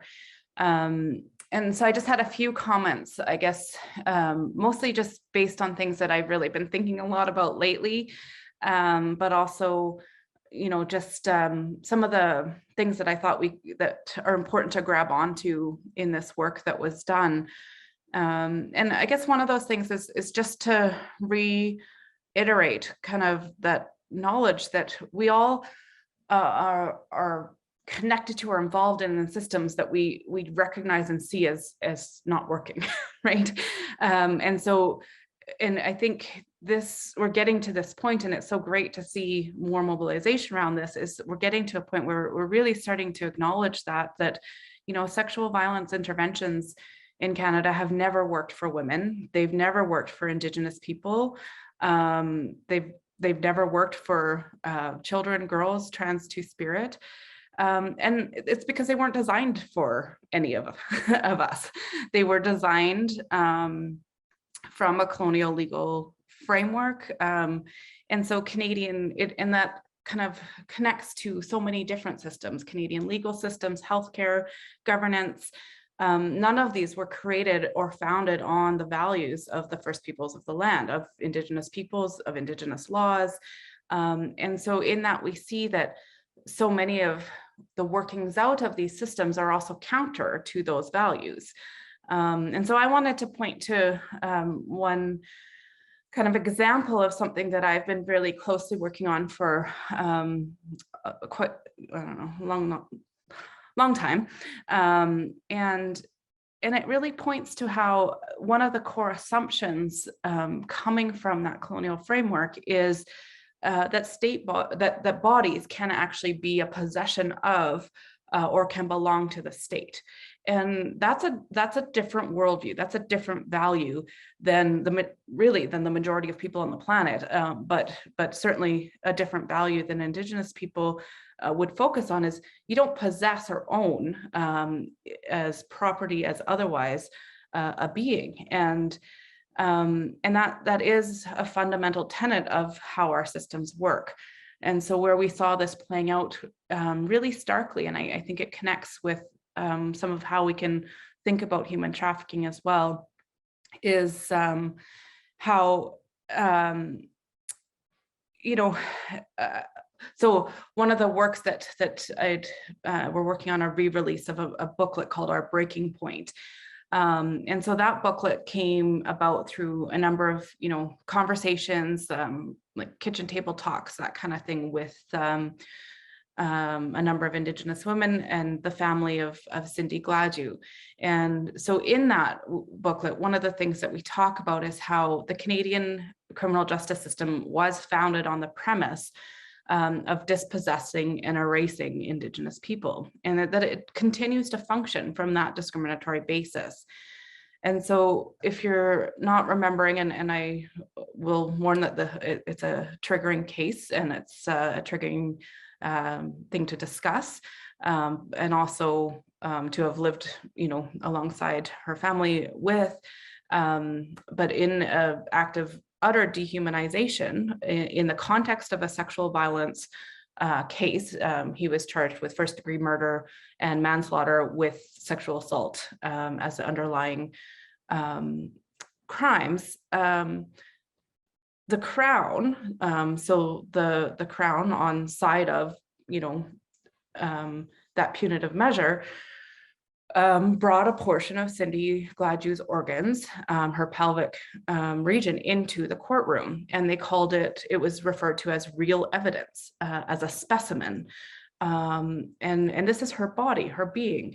And so in doing so, what we see is the court totally disregarded her dignity, the integrity of her body, the integrity or dignity of her family, Indigenous legal orders, or really any perspective, certainly Indigenous perspectives, but really I would argue any perspective on caring for the dead.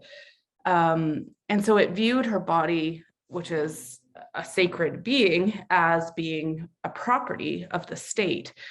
And I would argue, why I bring this up is I would argue that the way the Alberta court system treated Cindy's body, it would likely fall directly under what we see as definitions of human trafficking. And so we see this time and time again in Canada, where we see the forced removal of Indigenous people from their lands, sorry, that's a phone ring in the background, forced apprehensions, all of these different areas that fall under what we have as definitions of human trafficking.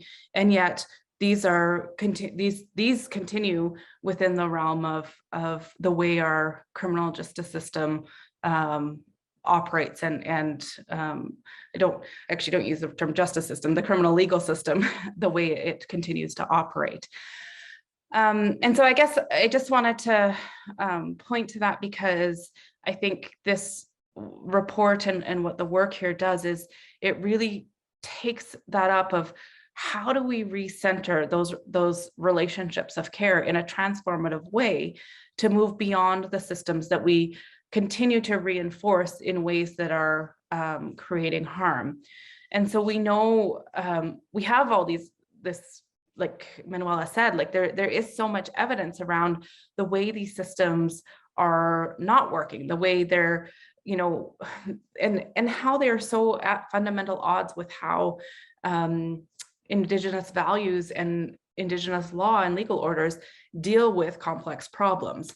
So just like the basic idea of that going to bats and fighting each other, taking sides, going under cross-examination, the idea that somehow actually leads to the truth. It's a fundamental odd at values of how truth is actually revealed within a space of equality, where everyone's voice is valued, where, in a grandmother circle or otherwise, where we can hear strengths and voices of wisdom and things like that. And the utter obsession we have with punishment, continually obsessed with, with that somehow that will create a reformed or better citizen, right? And we all know, the statistics around a lot of times those punitive models lead to, increased forms of criminal activity, right? And increased reinforces that punitive system. And I think increasingly we see this in a lot of, including within like general Canadian culture, or it's increasingly accepted that we know that fear, like in parenting, in schooling, in these areas, we know that fear is not the best way to make change. And yet so much of our systems continue to rely on those fear-based approaches. And so increasingly, the way we're reforming and transforming the ways we treat children, the ways we do education, all of those things also have to continue in those areas. I'm not saying we've made it in the school systems or any of those things, but also need to come into how we do social services, how we do criminal legal systems, and really focus on reimagining these systems.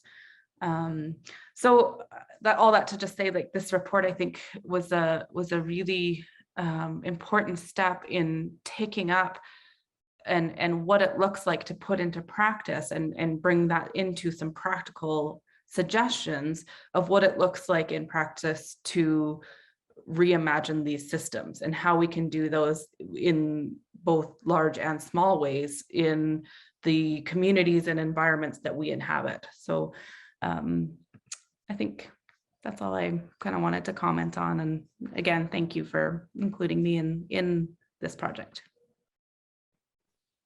Thanks, Julie. There's a question here that I'm going to go to now, and I think it's because you're touching on this around, who are the saviors in your research? Both you and Manuela have made some reference to that, and I don't know if you can see the question there, but I won't read the whole thing out, but saviors has a connotation that could be perceived as white saviors, or positioning the focus on the people doing the saving and not the survivors of exploitation. What is precisely your intent is the question there. So, and I think as a participant in this research project and as a representative of Hope Restored, we're an agency and an organization that is grappling with, dealing with kind of a history of being perceived as being a white savior organization, or the white women. And there's a chapter in the book, or in the report, about that as well, white women saving Indigenous women. So I'm wondering either Manuela or Julie or both of you could comment about that. And then I'm going to move over to Taylor, and we will come back to all of these other questions. I just wanted to pull that one out because it seemed relevant to what you're both saying right now. I can say that, yeah, the question is right. It relates to the idea of white savior. And it's based on this narrative that we have identified, in which settler colonial organizations position themselves as in a position of moral superiority. And that the history and the legacy of many of our organizations carries that narrative that people who live in poverty or are marginalized need to be, that it kind of like does something for us, right? Like we do when we position ourselves as saviors, is really more about constructing our identity than intervening in the problem, right? And what we want is for us to reflect on how we can actually look at marginalized people and understand how we're implicated and what needs to be transformed collectively so that we are, right? So it kind of like changes that verticality of charity, right, to a more horizontal relationship of solidarity, right? Working with people, advocating for, right, rather than speaking for them, right, or defining yourself, what is it that it's wrong with them, right? Like it happened in the past, right? That, upper class women would say, well, what Indigenous women need is, to be taught how to be good mothers and wives, right? As opposed to, well, Indigenous people need sovereignty and autonomy so that they can have a livelihood and not live in poverty, right? So I hope that kind of like hints towards where we're suggesting. Julie, did you have anything to add to that? Not much. I agree with what Manuela said there. I guess the only thing I had to add was, like, I think we've also seen sort of a trickle of these sort of notions of savior like activities into so many different areas. As we develop awareness and greater knowledge on on inequities and inequalities, we then see a kind of how that shifts over time. So one example I could give is how policing ends up within some of being portrayed as saviors. So when we were having in Saskatchewan, in Saskatoon particularly, the discussions around practices of carding, right, and street checks of the police. So there's a lot of discussion and understanding that police can be a coercive force. If you're coming face to face with an officer, there's an element of power and coercion in that instance, right? And so the Supreme Court and others have talked about how carding practices, there's an unconstitutional element to that coercive relationship. Even if you have the right to say, I don't want to give that to you, there's a power dynamic in place to say, I'm going to do it anyway, because you're standing there holding a weapon and asking me for this information, right? That's coercion. We all understand that from this framework.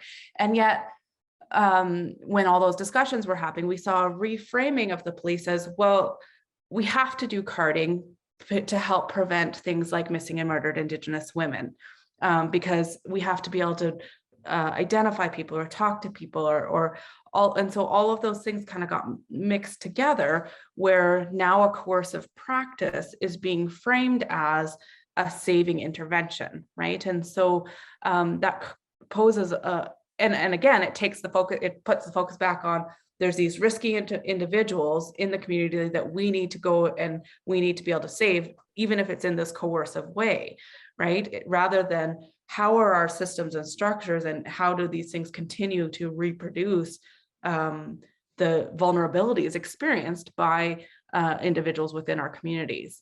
And so that's kind of just an example of how I would understand that term and why would use the term savior. Thank you to both of you, and we'll continue to monitor the Q&A. There are still some more questions there, and their responses might now prompt further questions, and this is what we are hoping in this next hour that we have together. It's a nice segue now I'm going to go to Taylor. Taylor, as I have said earlier, was one of our research assistants and had significant interaction with our stakeholder representatives, an opportunity to do analysis of the environmental scan in all 3 of the provinces. And the question I have for you, Taylor, and thinking about in the context of the things that we've already heard today from Julie and Jolene, as well as Manuela, what are you learning, or what have you learned through this process? And invite you to talk about your experience in the research. Sure. Thank you, Gwen. Thumb up, you can hear me all right? Perfect. Again, I would echo what others have said, and thanks for welcoming us here today. I'm joining you from my home office in Treaty 6 in PA. And Gwen, if it's all right, and everyone, if you'll bear with me and give me the space to do it. When Gwen asked me earlier on, Gwen and Jolene both challenged me a little bit as we were working through the methodology chapter. And they had both challenged me to tell the story. What does the story feel like to you? And I sat with that for a number of days, and then I did try to just write my perspective of it. And for the next 4 minutes, if you don't mind, I would like to read you that story. I think, Gwen, that probably best captures, as you ask, what have you been reflecting on? What did you learn? What did you hear? So again, this is one person's perspective, the story of our methodology. I knew this work was important. I knew I wanted to contribute. I knew the hearts and minds of the mighty folks involved were resolute and brave.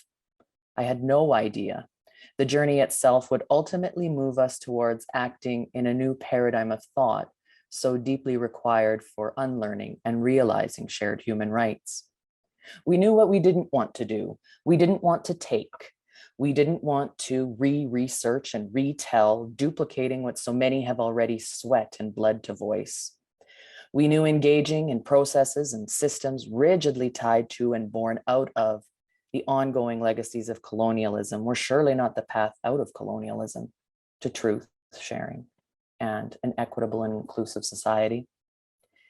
After a uniquely, or perhaps not, lengthy cycling to achieve the required institutional ethics approval, we were ready to move forward. We spent time with practitioners who supported us in understanding trauma-informed perspectives and how we would deliberately connect with folks who have lived and living experience in right and meaningful ways. When we spoke about Northern Saskatchewan especially, and not just PA, the North as folks say, there was a heavy uneasiness about the extraction of story. I have witnessed and been involved with mining stories in the past. The landscape is scattered with the parachutes of people who came to extract this precious gift, to advance the goals of someone or something else under the banner of here to help. We knew we had to do different to get to different. And here is when we knew this was not a narrow path. It needed to be wide and far reaching and have space for many. The approach needed to be constructively, collaboratively, iteratively, intentionally, and lovingly co-designed. Out of this need, the advisory committee, the AC as we called it, was born. Early on, we conducted an environmental scan, mapping the organizations and people who are part of the community along what we referred to as the continuum of services and care offered to the folks with whom we plan to speak. We also observed early on education and awareness are the most emphasized. As we set out to invite organizations to join the advisory committee with the aim to help guide and share wisdom, it became clear there are deeply entrenched, often dueling viewpoints between many in this community, and yet we contended it was a community all the same, a fractal of our larger community as a whole, and that our advisory committee would welcome all viewpoints, recognizing that wisdom could be achieved in convening and hosting a third space for views to be shared and discussions to take place. The net was cast wide. A long list from across all 3 provinces were invited. Some accepted and declined once our list of members was shared, and others walked alongside for the 2 years of this project, offering their generosity, endless discretionary efforts, resiliency, authentic and transparent viewpoints, and passion for this timely effort. And then there was a global pandemic. Because of the backdrop and limitations created by that, we started to move away from the interviews we had planned. Our advisory committee was very clear about virtual interviewing being a no-go. At this same time, a shift was happening, a move away from the mining of stories, for they've been brought already to the surface, a shift towards holding systems accountable.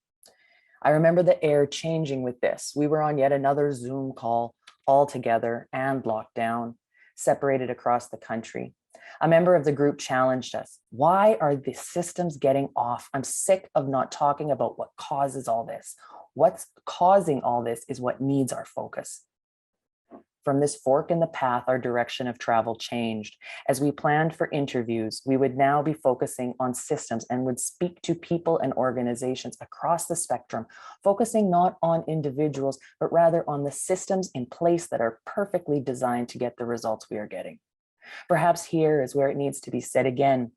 This effort from its inception to call to action have been a walk taken together, with folks joining for part of the path or length of what was created, an iterative process of learning and growth, trust building, transparency and accountability, supportive and kind at a time and in a space of uncertainty. As this path of work now narrows to its conclusion, having experienced the collective will and call to action, a new path is ready to be forged. Thank you. Thanks, Taylor. I know when I first read the narrative that Taylor put together, it was very moving, and I really appreciate that she's offered that for us today, because I think it just is reflective of not only, well, it is her personal experience, but it certainly is part of our collective learning as well. And we have learned a lot.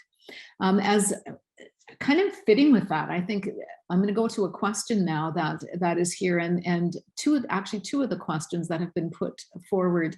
One is, how can shelters be more inclusive of the needs of clients who are going through sexual exploitation, as they may not fall squarely within the domestic violence and homelessness paradigm? And I think some of the learning, some of the experiences, Taylor, that you've had, as well as I think some of those that Jolene has had, would be a place for us to talk about that now. And then I think where you ended around what it is, the new pathway forward. Another question there: how do you suggest that organizations work together in order to push forward for systemic change? And that's really a question for all of us. So we'll take that for a moment, and then Jolene, I'm going to come to you with a question about Hope Restored's interactions and learning as well. So Taylor, I'll have you go first if there's something that you can add in terms of a response to those questions. And to whoever it was that wrote those, if I'm not emphasizing the right thing, or if we're not getting to the answers that you want, please put another question up there. And then Manuela and Julie invite you to respond as well. I'm sorry, Gwen. I might put it out to the whole group first, if you don't mind. Yeah, we're not scripted here, so we can go there. Manuela or Julie. What I envision, honestly, and I would really like to see, is that all the organizations that are currently in the front lines of dealing with all the harm that the systems are producing, that we need to sort of like create a collective voice, maybe in a sort of like a prairie coalition or something. But I feel like that we need to sort of like step up the organizations and say, okay, we can't be pulling out babies out of the river anymore if you keep throwing them, to use that metaphor that social workers, I think, use, right? So where are the policies? And you are accountable for, like, the systems, the government, the provincial governments need to be brought to accountability, right? We need to demand accountability of the things that they need to provide. And I also think that we need to change the narrative and really make it more about reconciliation, anti-racism, talking about the colonial legacies in our institutions, and how we relate to, how do we repair and redress all the harm that has been done over generations, right? And because otherwise, again, nonprofits can keep, picking up the babies one by one, spending lots of resources on one, but it's gonna keep coming. What's the plan? What's the upstream plan?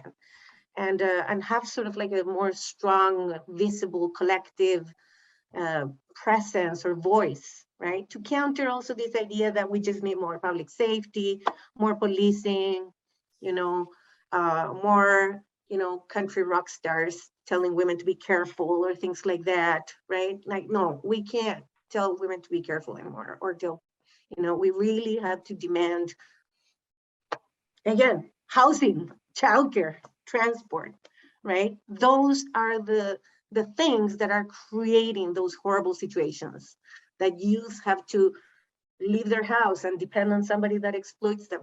And you know what? Many times the perpetrators also belong to the communities that have been harmed. Mm-hmm. So we can't, again, kind of like this individual that is perpetrator, go put it out there and that's we're done. That's going to be my answer for now. I would maybe just echo to what Manuela has said, in case some folks are wondering what do country rock stars have to do with it. I'm not sure if you're familiar or not, but in Alberta, the lead of their anti-trafficking campaign is a country music fellow. What is his name again, Manuela? I always forget. I don't know, but he's the chair of the task force. That's right.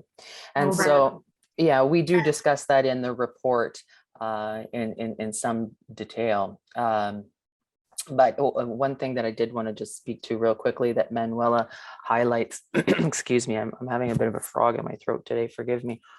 This piece around, yes, having a plan. Something else that we observed and became fairly clear early on in speaking with organizations. And again, you'll have to accept this with my bias as someone that works in the space of getting wisdom practices, best practices, guidelines actually into practice, recognizing that on average, they say that takes about 17 years to get off the shelf and into the space of play, actually changing our practices and processes.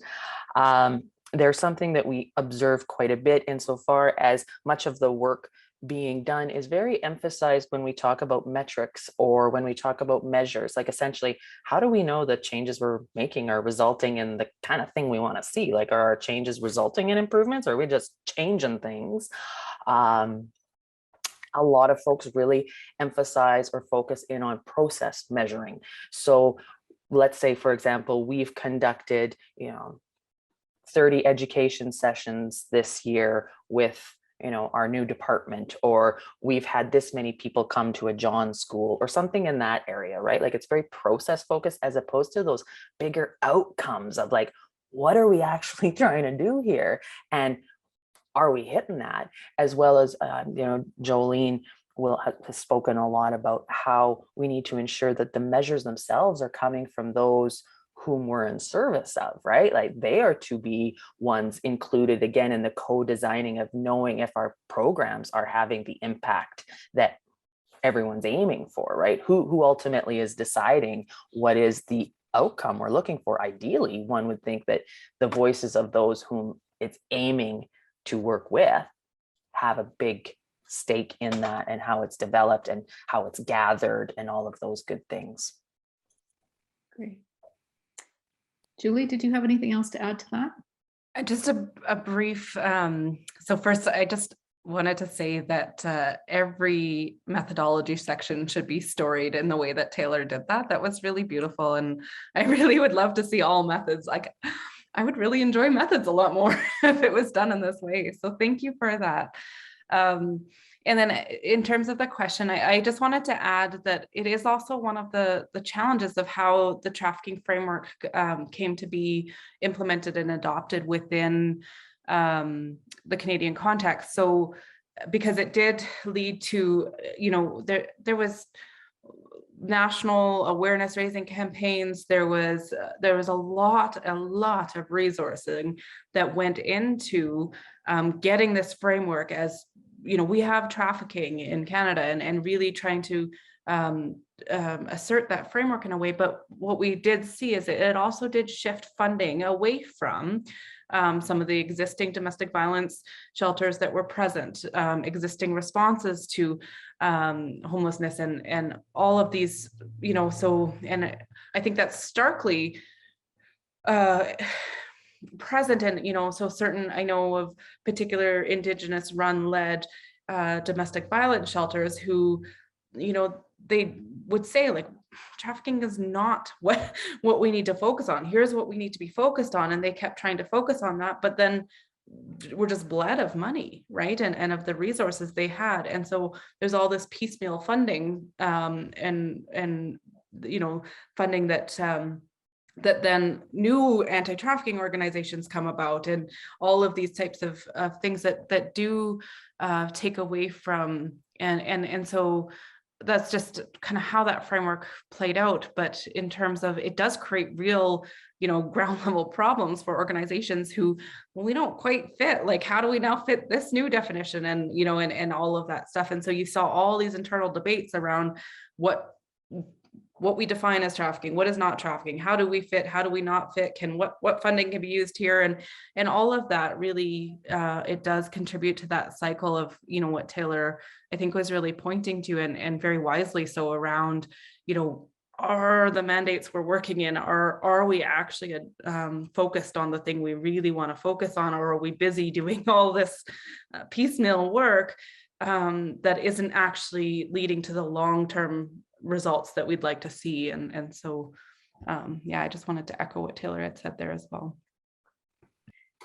Great, thank you to all of you. And I think the last question that was posted, I know there's still some earlier ones that we haven't gotten to yet, but the last question, I think you touched on it there, so it's appropriate to kind of read that question out now. Do you think the reason why we continue to see the two systemic responses for policing and education awareness is because as a province, we continue to legislate morality and focus on individual choice instead of institutional and systemic accountability? Because it's easier or more palatable for white settlers. How do we shift this ideology? And my quick response to that is, yeah, it is easier. And certainly for, if that's the ideology of the decision-making bodies, that's the easier way to go. And it defers the responsibility into the nonprofit world or into other agencies. And then again, we need to test what the ideology of those agencies is as well. Anything else that you would add about the shifting ideology? I think what we've been suggesting in the research is to focus on systemic responses as opposed to the individual kind of supports. But anything else that you would add to that to round out that answer or that question, pardon me?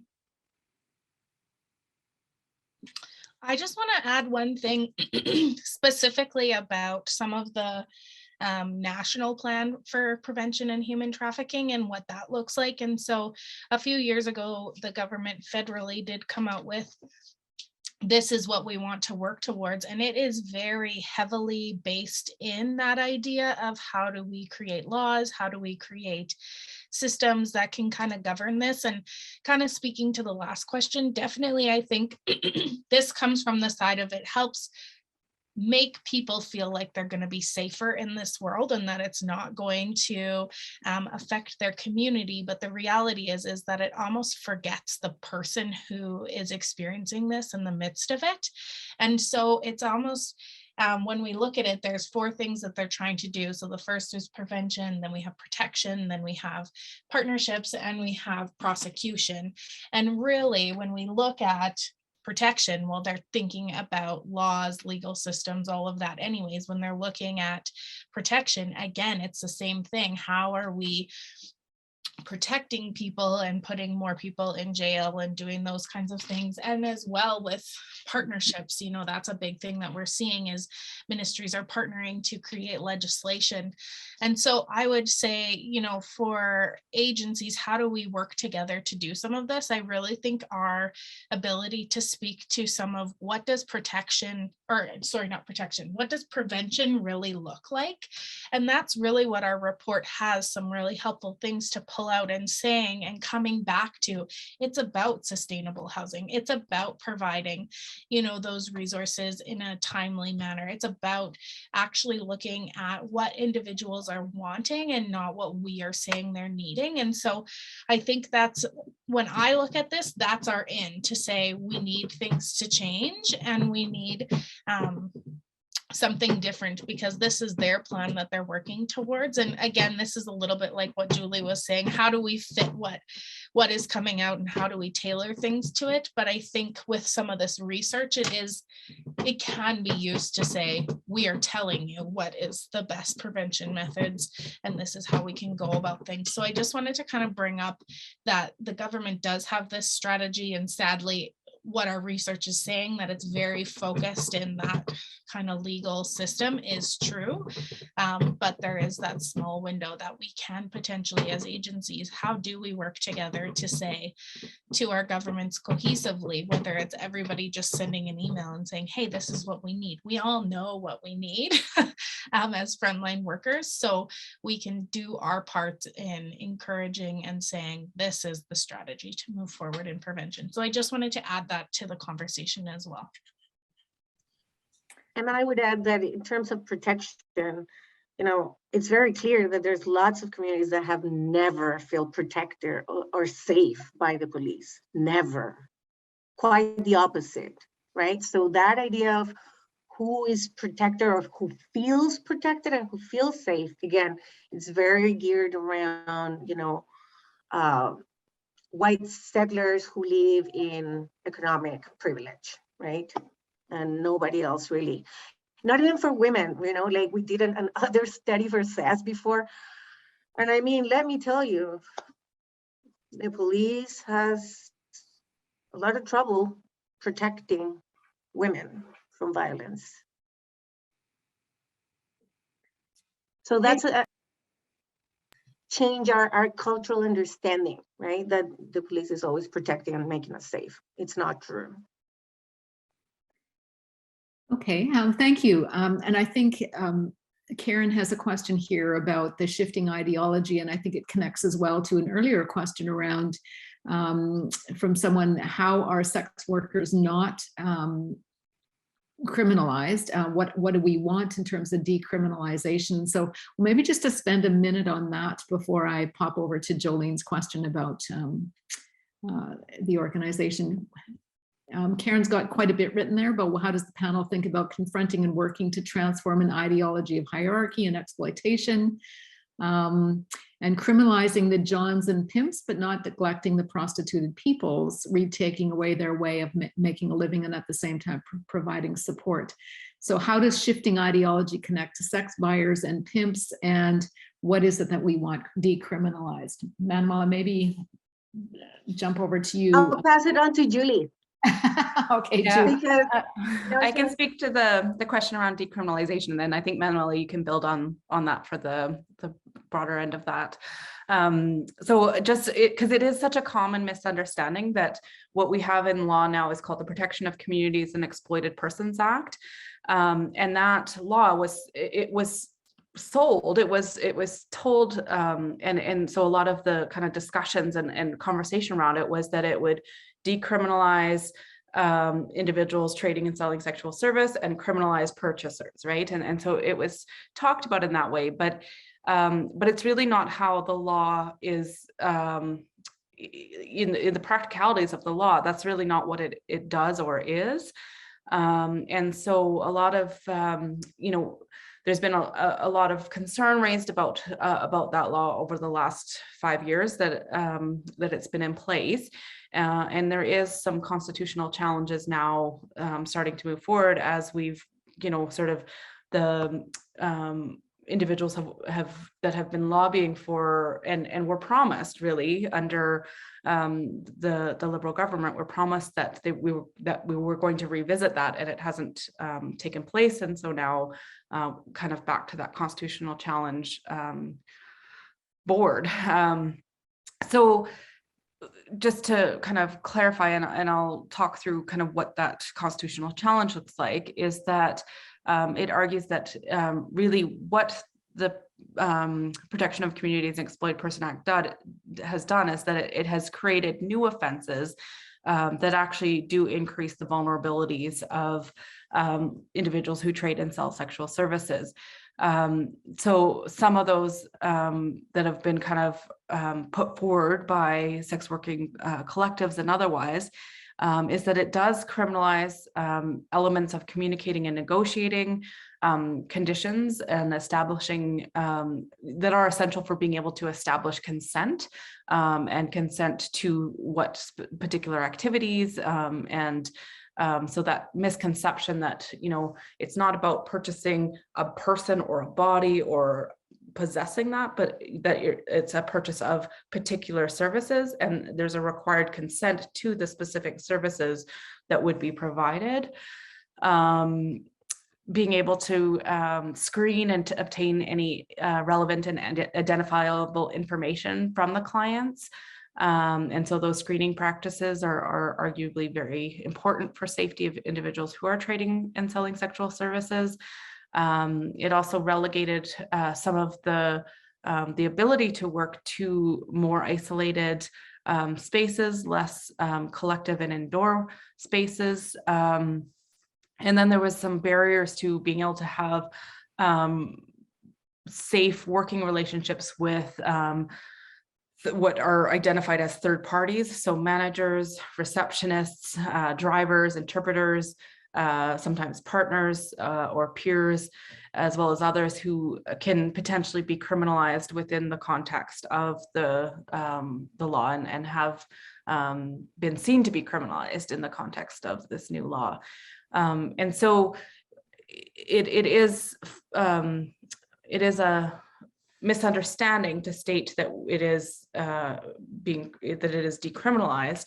And so those are the elements that remain to have discussion around decriminalization. And this is very interesting because it points at the fact that the ultimate goal of human trafficking legislation is not to eradicate exploitation, but is to eradicate sex work, right? Which in our view, it's a problem because it's animated by morality rather than equity and justice. We want to eradicate exploitation. And to eradicate exploitation, we have to make sure that we're protecting and ensuring that everybody has a livable life, right? Because any of us, right, thrown in a situation of hunger and exclusion will look for a way to survive, right? So it's not, again, about the morality, it's about equity and justice. If we provide communities with livelihoods, with rights, with social rights, and I know that the concept of rights, it's can be contentious in some other debates, but in this context, right, how do we seek, like, this is what we have to clarify. Does human trafficking legislation seek to provide people with equitable and just ways of living, or does it want to eradicate sex work, right? Because if it wants to eradicate exploitation, we need to regulate sex work. We need to regulate it and make sure that people that choose to sell sexual services are safe, protected, not exploited, that no children is involved, that youth are not accessing that because it's like the only option they have, or that people that are not able to consent, right? If we really want to eradicate exploitation, but we need to be clear about that. What are we trying to eradicate? Exploitation because we're seeking justice and equity, or we want to eradicate sex work because it makes us uncomfortable with our morals? Mhm. Great, thank you, Manuel. I appreciate your emphasis on what it is that we're really trying to do. And I think even organizationally, as Hope Restored has evolved since it was created back in 2015, we've come to a better understanding of what it is that our purpose is and what it is that we're really focusing on. And I think you've articulated that very clearly. It's not the eradication of sex work, it's the eradication of the exploitation. And so what are the ways in which we can provide the opportunities and supports for individuals who have been exploited, and so on. So Jolene, I'm going to go to you now with the question, and in terms of what we've just said and the work that Hope Restored does, and earlier in the session you described the work that you do and that the staff at Hope Restored does to support those who are seeking the supports that they want. How has this research impacted you and the work of the organization? Yeah. So that's a great question. And I think that you framed this very well, Gwen, in saying that we have learned a lot in this research. And you know, I would say traditionally as an agency, we kind of started more on the other side of the anti-trafficking side. And even before this research, I think we were recognizing that we really needed to move away from some of that, and recognizing that there's a lot of things that exist, and we need to be really open to the vast conversations that are existing in this field. And so really for me personally, as you know, the executive director of Hope Restored, coming into this as a learner, coming into this very willing to have awkward conversations, hard conversations, to hear the different perspectives. And as we are coming out and as we are even reading the report, you know, as an agency, yes, we were very much a part of this process and learning as we go. But I think the final report for me, it's okay, well, how do I take this, and how does my staff become a part of this? How do they actually get this into what they're doing? How do we take these recommendations and not just have them as recommendations, but actually act on them and implement them in the way that we are working and doing and offering programs and services? And it was very kind of over the 2 years, it was interesting to me to see how the information that was coming to light in the research that we were finding and the conversations that we were having with our AC members was directly correlating with conversations we were having in program, and the way we were, you know, the individuals we were working with were needing support, asking for support, what they were doing. And so it was a cool kind of experience to see the parallel of that kind of happening at the exact same time. And definitely recognizing, you know, we're still at the beginning journey of this. I'm not saying that Hope Restored has everything right and perfect. We have a long way to go, but just to be able to say, oh, we are making those shifts, and oh, those things are happening. And so for us, starting as learners and now in the how do we implement this into our practices, into our, you know, staff approach? How do we implement this into how we connect with our participants and those that we're doing, you know, accessing services from us for? But how do we also implement this into our policies, and how do we take this and how do we, one, try and get funding from different places, but two, how do we advocate for some of those changes that are necessary within the systems, right? And as an agency, I would say on our side, and I think I said this when I did an interview, but these are definite barriers, not only for those who are looking and seeking for services, but it's also a barrier for agencies that are working in this and knowing that it's not okay to do it that way. And so how do we go about seeking funding when they're saying you need to do it this way, and we're saying, no, that's not okay, we need to do something differently?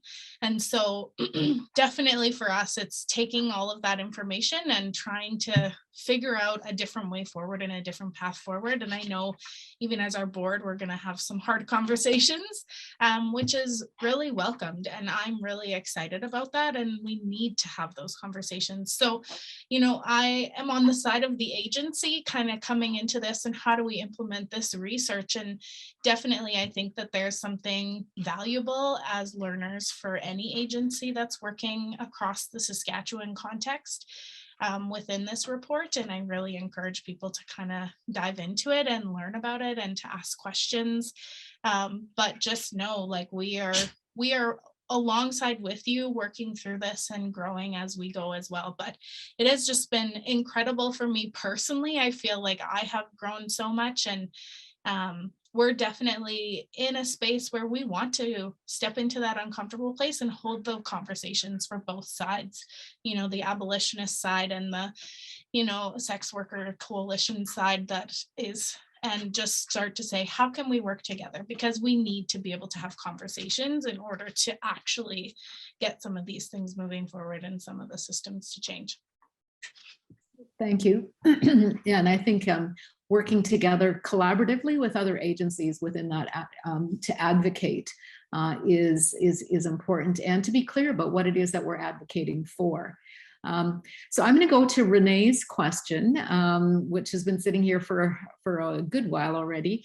His question is, what do harm reduction efforts around sex work look like in Saskatchewan specifically? And then beyond that, what about sex worker organizing? I think it's actually two different questions there, but I don't know who on the panel wants to jump into that. Jolene, I know we do approach our work from a harm reduction perspective within the organization, but broader than that, any one of the other panelists would invite them to respond as well. I am actually not aware of too many harm reduction practices around sex work, because I know that there is no funding for working with people who are active sex workers. There is zero. There's only funding to work with people who are exiting or are survivors. So I know that a long time ago here at CNYC, there used to be a group peer support group called Girls in the Game. And I know that, well, obviously PHR and the OPG Patrol do a lot of providing supplies. But I don't know, maybe Julie, who has more of a perspective of what harm reduction and organized sex workers look like here in Saskatchewan. We had more contact with the organized sex workers in Manitoba in this research through the Manitoba Harm Reduction and the sex workers Winnipeg, Sex Workers Winnipeg Alliance. But yeah, I'm not sure about the efforts here in Saskatchewan. Julie, do you have more information around that? Not a lot, because there isn't much. Harm reduction itself is severely underfunded in Saskatchewan. And then when we look at where sex working organizing, and particularly when we're talking about, what is previously been referred to as like street-based trading or selling of sexual services versus kind of some of the more organized indoor. A lot of those, the peer supports and things like that tend to come out of existing strong harm reduction agencies. So one of the projects I'm involved in, it looks at peer supports and harm reduction among individuals who trade and sell sexual services. And so we looked at Edmonton, Winnipeg, and we included Saskatoon in that, but there's just so little. And so there's conversations and things and creative ways that harm reduction agencies are trying to, meet that pretty significant gap, but it remains a gap where there is a lot more needed in terms of supports for and particularly peer-based supports, but also that real harm reduction focus where people can access safety and security and all sorts of needs within a non-judgmental, invasive environment. I'm just going to piggyback off of what you were saying, Julie, because we really found through the pandemic that we had lots of people reaching out to us, curious what kind of supports we were able to offer those who were actively still working. And so based on that, we were able to get a very small amount of funding, but we will be launching some kind of support groups and just places where people can gather and connect for those who are actively still working here in Saskatoon. So that we're going to be doing some of that work. And then from there, just working with some people who are actively working, specifically our contacts in Manitoba, to see, okay, what is it that we need to move forward and do? And so definitely, I would say, I don't know of very many places or spaces for people to kind of gather with that, but that's something that, like I said, coming out of the pandemic as an agency, that was an identified huge gap in what we are offering and wanting to move forward to do some of that. So I'll say stay tuned, because we are definitely working towards that, and we'll have some things coming out in the next 6 months, hopefully. Well, and there could be some useful partnerships to explore too then as well, because I mean, and I do know Prairie Harm Reduction, they've been doing some work as well. And so looking at some of those partnerships would be valuable, I think, particularly in a context of government defunding. So it would be really valuable. Great, thank you. And I hope, Renee, that answered the question that you had about that. Another one here from someone whose name I don't have in front of me, but the question: we understand that many people are trafficked by their intimate partners or in the context of relationships. How do we get people to understand this context or provide care while also not reducing human trafficking to an unseen issue and ascribing human trafficking to domestic violence, sexual violence, and so on? Not sure who wants to jump into that one. Manuela? I mean, I think it would be useful.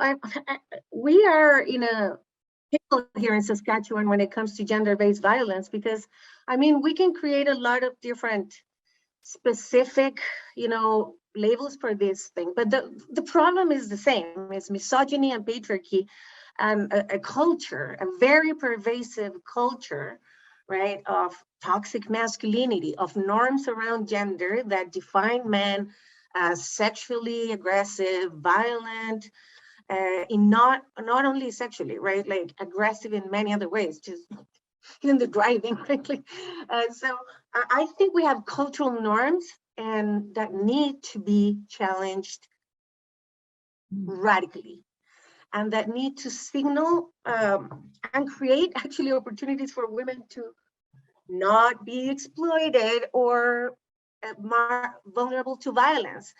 But I mean, starting from the wage gap in the economy, to the lack of childcare, to norms around like lack of education on consent and all these things, right? It's a recipe for all these different forms of interpersonal, domestic, sexual, etc., random violence, right? Because women are already in a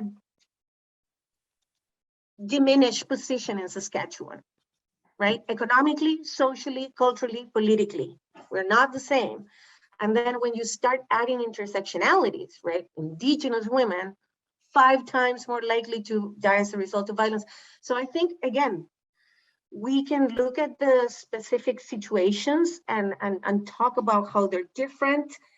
But in the end, what we have to work is to revert and transform this narrative and these material systems that sustain exploitation and violence. I don't know if that was, yeah, Julie. I'll just add to, and including sort of a bit of that question around, is the buying and selling of bodies as inevitable exploitation that sort of fits into that too. It's a misconception to say that there's a buying or purchasing of a body. It's a service that people are, when we talk about trading and selling sexual services, it's a selling of a service, not an individual body. So there is negotiations around the service being offered, around consent, around the transaction of monetary amounts. And what the research really points to on that as well is that trading and selling sexual services, it's very similar to other forms of services that people offer, which is, working in environments that are, not ideal, or not maybe the environment that they would choose. But what we did find in a lot of the research is that actually trading and selling sexual services ranks above many other forms of employment that would be considered within that service sector model. And so we need to also challenge some of those myths about the experience of trading and selling sex as being sort of, this horrific work that somebody is involved in, when many find that work to be fulfilling or gratifying in certain ways. There's elements of the job they might hate or not like. There's elements of the job that they do, but there is some autonomy or control for some people. There's all sorts of variance within those lived experiences that to place it all as exploitation becomes problematic. And one other thing I would just add is that some of the participants in my work had shared is, in fact, their experience of having to speak on panels about human trafficking, having to share their stories on panels of human trafficking, felt far more exploitative to them than anything they had experienced in their work as trading or selling sex. And so just being very careful to sort of look at what those lived experiences are, and where we force people to fit within a particular box because our funding mandate fits that box, or because our ideological mandate, or kind of the awareness mandate, all of those things, we can put things into a particular box that don't necessarily match up with people's lived realities. Yeah, I also wanted to respond a little bit to that question. I don't know if we were going to address it, but since we're on it, yeah, I wanted to say, I mean, I guess my answer is like a little bit different. I think we're all exploited under a capitalist system. I think we're all selling our bodies and our time. I think we are all put in a position in which we have to do things that we don't like, be with people that we don't like, because we need money, because this is the economy that we live in, right? If you don't want to sell your time and your body to do something, you will most likely end up in jail, right? It's a very, and I mean, even, feminism has demystified the idea that women at home also don't work. We're all working. We're all working, we're all producing capital, we're all sustaining the economy. And exploitation is not depending on which part of your body you're selling, right?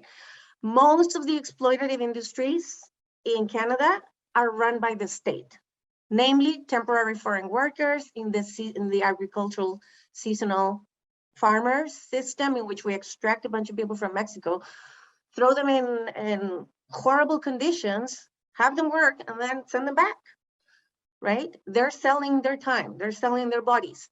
Leaving caregivers that we bring from the Philippines and put in a situation where they can't quit for 2 years, no matter what happens, right? So exploitation exists in call centers, in retails, in agriculture, in all sorts of work, because this is capitalism. It's a brutal system that forces us to produce money. And we have imposed this system over Indigenous people too. Cash, wage economies, right? And then we're asking people who are not able to participate in the decent economy, right? When they create their own circuits of survival, we punish them. So that idea is really big. It's a bias, right? That we need to examine and deconstruct. That all sex work is exploitative and all non-sex work is non-exploitative. They're different things, right? And we are all under the same logic here. Everybody's selling their time. Great, thank you, Manuel. I love your enthusiasm, and I think Karen posted as a comment more than a question that really captures that concisely as well. Eradicating toxic masculinity and patriarchy in all colonized contexts. White supremacist patriarchy will end sex work. That, we've got work to do in terms of the patriarchy, we've got work to do in terms of decolonization and all of the ideology surrounding all of that as well. I think we have another question here. From a research data collection standpoint, what lessons can you share to other provinces looking to take on a similar research study, keeping in mind that Indigenous and other marginalized communities are often over-researched in extractive ways that do not do not report any benefits or promote a sense of agency for the communities. So advice that we gave to ourselves that we would now give to others, what would we say? Taylor, I'm going to go to you because you did talk about, over researching, and you're well aware of how people have been over researched and treated before. What might you say to that? And then others can contribute as well. Mm-hmm. I think we, excuse me again, discussed that a lot in our early stages, and perhaps it was because at the time we were looking at some of the data around man camps specifically, and mining, oil, gas, industry driven, right? Especially in the north across that triangle that we see in these three prairie provinces. And we recognized, as I'm sure many of you do, as your question has just illustrated, how it again has, and maybe like I read in my story a little bit there, it's been the story of folks, the gift that is, has often been used again as sort of a process in itself, right? Not attached to something of an outcome. And the mining, by folks, and again, not necessarily with bad intentions, of course, and yet with a theoretical, perhaps an intellectual understanding of data sovereignty, for example, and yet not really knowing what that feels and looks like in the day-to-day, how we're doing this. There's been a lot of mining folk stories as another extractable resource of our north, right? So someone earlier had made that connection to animals and the land as well, and how all of this is so, of course, interconnected. And so we had a lot of those conversations early on. And I suppose when you ask what lessons can be shared, I don't know that it's anything too profound. And yet I think, again, we understand it intellectually as folks, I imagine, and yet getting it into play is often very different. So when we challenged ourselves to actually stop and say, what is the current state? Let's really get an understanding of who's who. This is not, the content work wasn't something that we all knew. We didn't know necessarily who's who in Winnipeg, and yet we did the work to find out who are all those. The word that Manuela always used that really hit home for me was like, who are the actors, right? Who are the actors across these provinces? And really getting an understanding of those folks, and then collaboratively, again, all those words we use, and yet how often do we play it out? I think that for me felt very different. And I'm now working with a few other projects that are following a similar model around really not just in a, I don't want to say it, like in a token kind of way, but like genuinely from the outset, bringing in an advisory group of those with the wisdom and recognizing like different two-eyed ways of seeing that we so approach now in so many of our communities in the North, for example, in healthcare, where, rather than sitting in dueling binaries and dichotomies where people pit in, let's see ourselves as conveners, hosts of spaces to bring all those actors and define collaboratively, collectively, what our current state is and ultimately where we want to go, and then iteratively learn together. And so those constant good feedback loops, and a lot of it, I think, comes down to like that. I think Gwen, you'd put it in that first page, that piece from Truth and Reconciliation, the quote of, it's about relationships, good relationship. And again, we talk about trust and honesty and vulnerability and accountability and authenticity. And when we use all these words, what does that feel like? What does that look like? And for us, I think the big learning was that from the outset, we just really tried to walk that talk, right? Of holding and being a convener and a host of a space for all those folks to work together. We know that's where the secret sauce is, right? So how do we hold those containers for that to happen, as opposed to, maybe more traditional ways of working as a singular expert, as opposed to those, minds being driven by the whole, that really holistic idea across the provinces.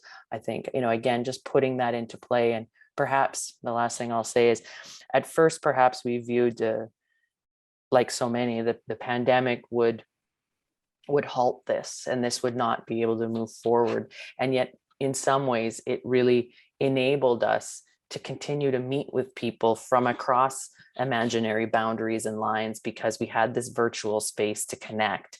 And so I think what was really empowering too was just, again, that sort of that, we're sick of those jargony words after these last number of years, but the ability to pivot, the ability to be nimble, the ability to be agile and flexible, and all those words, to truly live that out where, okay, this isn't going to happen. How do we do it? Just to continuously, iteratively look, test something, adjust it, see how that worked, abandon it, amend it, try something else, like just iterative cycles of learning and growth, and doing that with the feedback from those that we were walking alongside. So I hope there's something there that gives you a bit of heat for your question. Thank you. And Thank you. I would add, yeah, go ahead, Manuela. And then I think we'll wrap it up after this as well. I would add, think about it as a democratic process.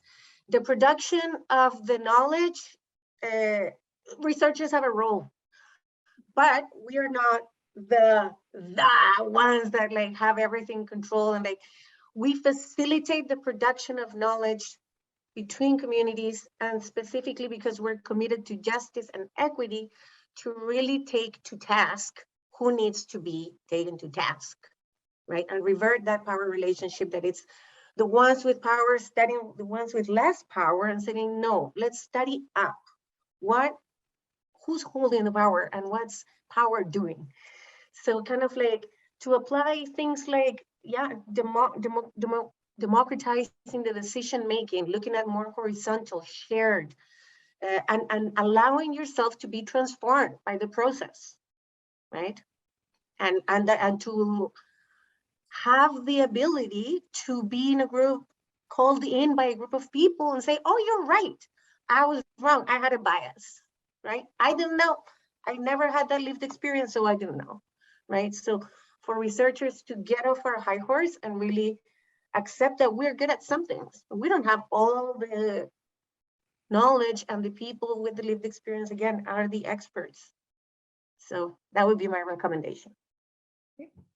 Thanks, Manuela. And I think just pulling out of the things that you have both said just in this last few minutes here, I pull out a theme around relationship building, and that's been an important piece for us through this entire project. It's been it's an important part of the journey that Hope Restored has had since beginning. It's about relationship and building relationships that are not power-based, the way that you said, Manuela. Well, you can't build a relationship when there's a power differential there. And it's about acknowledging where we are in relation to each other, and being open to learning from each other.